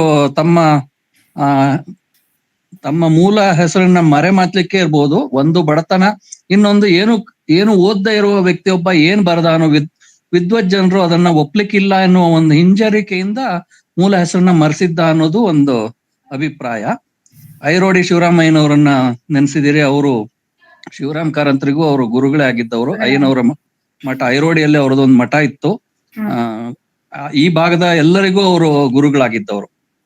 ಇಷ್ಟು ಹೇಳ್ಬೋದಲ್ಲ ಅಷ್ಟೇ. ಮುದ್ದಣ ಅವ್ರ ತಾಯಿ ಇಟ್ಟಿದ್ದು ಅಂತ ಹೇಳ್ತಾರೆ. ಬಹುಶಃ ಅದನ್ನೇ ಅವರು ನೀವ್ ಹೇಳಿದ ಕಾರಣಕ್ಕೂ ಮುಂದುವರ್ಸ್ಕೊಂಡು ಹೋಗಿರ್ಬೋದು. ಆದ್ರೆ ಸ್ಕೂಲ್ ರೆಕಾರ್ಡ್ ಅಲ್ಲೆಲ್ಲ ಮೂಲ ಹೆಸರೇ ಇದ್ದಿರ್ಬೇಕು ಅಂತ ಅನ್ಸುತ್ತೆ ಅಲ್ವಾ? ಕಾವ್ಯಕ್ ಮಾತ್ರ ಇದನ್ನ ಅವ್ರು ಸೀಮಿತಗೊಳಿಸ್ಕೊಂಡಿದ್ದಿರ್ಬೇಕು. ಹೌದು. ಮತ್ತೆ ಈಗ ನಂದಳಿಕೆಯಲ್ಲಿ ಮುದ್ದಣ್ಣನವರ ಸ್ಮಾರಕ ಇದೆ. ಸಾಕಷ್ಟು ಮುದ್ದಣ್ಣನ ಸಾಕಷ್ಟು ಪ್ರಚಾರಕ್ಕೆ ತರುವ ಅಥವಾ ಅವನನ್ನ ಗೌರವಿಸುವ ಚಟುವಟಿಕೆ ಸಹ ದಕ್ಷಿಣ ಕನ್ನಡದಲ್ಲಿ ಎಲ್ಲ ಕಡೆ ನಡೀತಾ ಇದೆ ಈಗ. ಅದನ್ನ ಹೇಳ್ದೆ, ಇವರು ನಂದಳಿಕೆ ಬಾಲಕೃಷ್ಣರಾವ್ ಅವ್ರು ಮಾಡಿದ್ದು ಮುದ್ದಣ ಮಿತ್ರ ಮಂಡಳಿ ಅಂತಾನೆ ಮಾಡ್ಕೊಂಡು ಮುದ್ದಣ ಸ್ಮಾರಕ ಮಿತ್ರ ಮಂಡಳಿ ಬೇಕಾದಷ್ಟು ಕೆಲಸ ಮಾಡಿದ್ದಾರೆ. ಸಮಗ್ರ ಸಂಪುಟ ಎಲ್ಲ ತಂದಿದ್ದಾರೆ ಅಂತ ಹೇಳಿದ್ರು. ಅವರು ಗೋಖಲೆ ಕೂಡ ಬಂದಿದ್ರು. ಗಣೇಶ್ ಅವರು ಶ್ರೀರಾಮ ಪಟ್ಟಾಭಿಷೇಕಂ ಕಾವ್ಯ ಇವರು ಅನ್ಸುತ್ತೆ, ಯಾರು ಚಂದ್ರಶೇಖರ್ ಕೆದಿಲಾಯರು ಮತ್ತೆ ಗಣೇಶ್ ಅವರು ಮಾಡಿದಾಗ ಬಾಲಸುಬ್ರಹ್ಮಣ್ಯ ಅವರು ಕೂಡ ಅವತ್ ಬಂದಿದ್ರು ಇದಕ್ಕೆ.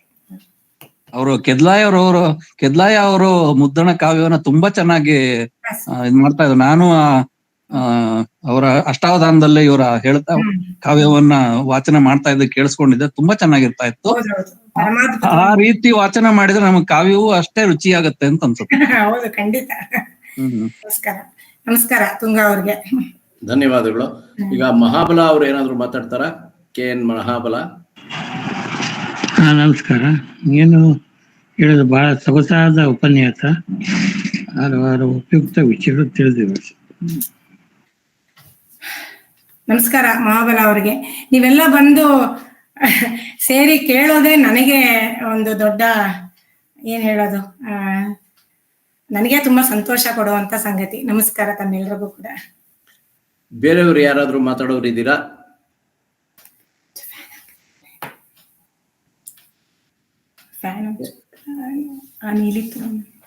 ಶಾಂತ ಅವರು ಮಾತಾಡೋದನ್ನ ಕೇಳಿಸ್ಕೊಳ್ಳೋದೇ ನಮಗೂ ಒಂದು ಅದೃಷ್ಟ ಸರ್. ಅವರು ಬೇರೆ ಎಲ್ಲಾರು ಹೋಗಿ ಮಾತಾಡಿದ್ರೆ ಅಲ್ಲಿ ಹೋಗೋ ಶಕ್ತಿ ಇಲ್ಲದೆ ಇದ್ರು, ನಮ್ಗೆ ಈ ಗ್ರೂಪ್ ಮೂಲಕ ನಮ್ಗೆ ಶಾಂತ ಅವರ ಉಪನ್ಯಾಸನ ತಲುಪಿಸ್ತಿರಲ್ಲ, ಅದು ನಮ್ ಪುಣ್ಯ ಅಷ್ಟೇ. ಲೀಲಾ ಅವ್ರಿಗೆ ವಂದನೆಗಳು. ಮಾತಾಡ್ತೀರಾ? ಪದ್ಮಶ್ರೀ ಮೇಡಮ್.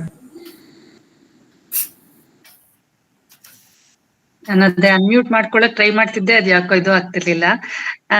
ತುಂಬಾ ಚೆನ್ನಾಗಿತ್ತು ಶಾಂತಾ ಮೇಡಮ್, ತುಂಬಾ ಧನ್ಯವಾದಗಳು. ಆಲ್ಮೋಸ್ಟ್ 1 hour ಹೇಗೆ ಕಳೀತು ಅಂತಾನೆ ಗೊತ್ತಾಗ್ಲಿಲ್ಲ. ಮತ್ತೆ ಅವರು ಪದಗಳನ್ನ ಟಂಕಿಸ್ತಾ ಇದ್ರು ಅಂತ ಹೇಳಿದ್ರು, ಆ ವ್ಯುತ್ಪತ್ತಿ ಬಗ್ಗೆ ಹೇಳಿದ್ರಿ. ಅದೇ ಸಮಯ ಇದ್ದಿದ್ರೆ ಅದನ್ನ ಇನ್ನೊಂದ್ ಸ್ವಲ್ಪ ಹೇಳ್ಬೋದಿತ್ತು ಅಂತ ಕಾಣಿಸುತ್ತೆ. ಬಟ್ ತುಂಬಾ ಚೆನ್ನಾಗಿತ್ತು. ನಿಮ್ಗೆ ತುಂಬಾ ಧನ್ಯವಾದಗಳು. ಇನ್ನೊಂದ್ಸತಿ ಈ ಅವಕಾಶವನ್ನ ಮಾಡ್ಕೊಟ್ಟಿದ್ದಕ್ಕೆ ಜಗನ್ನಾಥ್ ಅವ್ರಿಗೆ, ಅಶ್ವಥ್ ಅವ್ರಿಗೆ, ಅವರಿಬ್ರಿಗೂ ತುಂಬಾ ಧನ್ಯವಾದಗಳು. Thank you madam. ನಮಸ್ಕಾರ. ಅವ್ರು ಮಗ್ಗಿ ಅಂತ ಹೇಳಿದ್ರಲ್ಲ, ಅದು ಊರು ಬಹುಶಃ ಮಗ್ಗೆ ಇರ್ಬೋದೇನೋ ಅಂತ.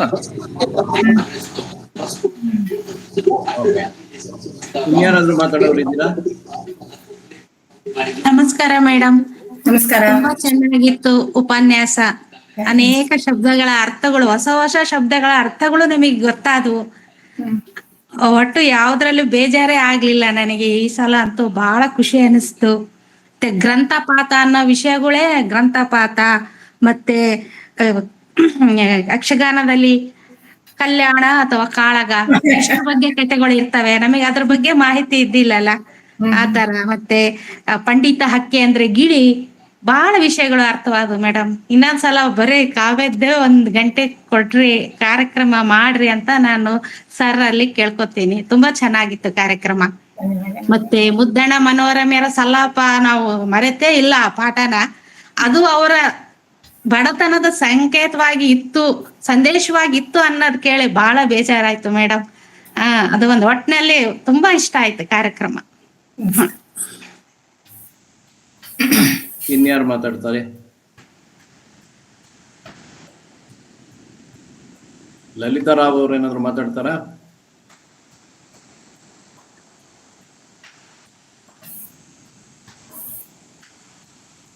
ನಾಗರತ್ನ ಇದ್ದಾರೆ, ಮಂಗಳಾ ನಾಡಿಗಿದ್ದಾರೆ. ಏನಾದ್ರು ಮಾತಾಡೋದುಂಟಾ? ಪ್ರಸನ್ನ. ನಮಸ್ತೆ ಶಾಂತಾ ನಾಗಮಂಗ್ಲ ಅವರೇ, ನಿಮ್ಮ ಉಪನ್ಯಾಸ ತುಂಬಾ ಚೆನ್ನಾಗಿತ್ತು. ಮುದ್ದಣ್ಣ ಮನೋರಮೆಯ ಇದಕ್ಕೆ ಕರ್ಕೊಂಡು ಹೋಗಿದ್ರಿ ನೀವು. ನಾನ್ ಕಾಲೇಜ್ ಡೇಸ್ ಅಲ್ಲಿ ಇದ್ದಾಗ ಓದಿದ್ದು, ತುಂಬಾ ಖುಷಿ ಆಯ್ತು. ಅದಕ್ಕೆ ನಾನು ಮಧ್ಯದಲ್ಲಿ ಕಾರ್ ಕೆಟ್ಟೋಗಿದ್ರು ನಡ್ಕೊಂಡು ಮನೆಗ್ ಬಂದು ನಿಮ್ಮ ಉಪನ್ಯಾಸನ ಕಂಟಿನ್ಯೂಸ್ ಆಗಿ ಕೇಳಿದ್ವಿ. ಧನ್ಯವಾದ. ಧನ್ಯವಾದ ನಾಗರತ್ನ, ಧನ್ಯವಾದ. Thank you very much. Mangala ನಾಡಿಗವರು.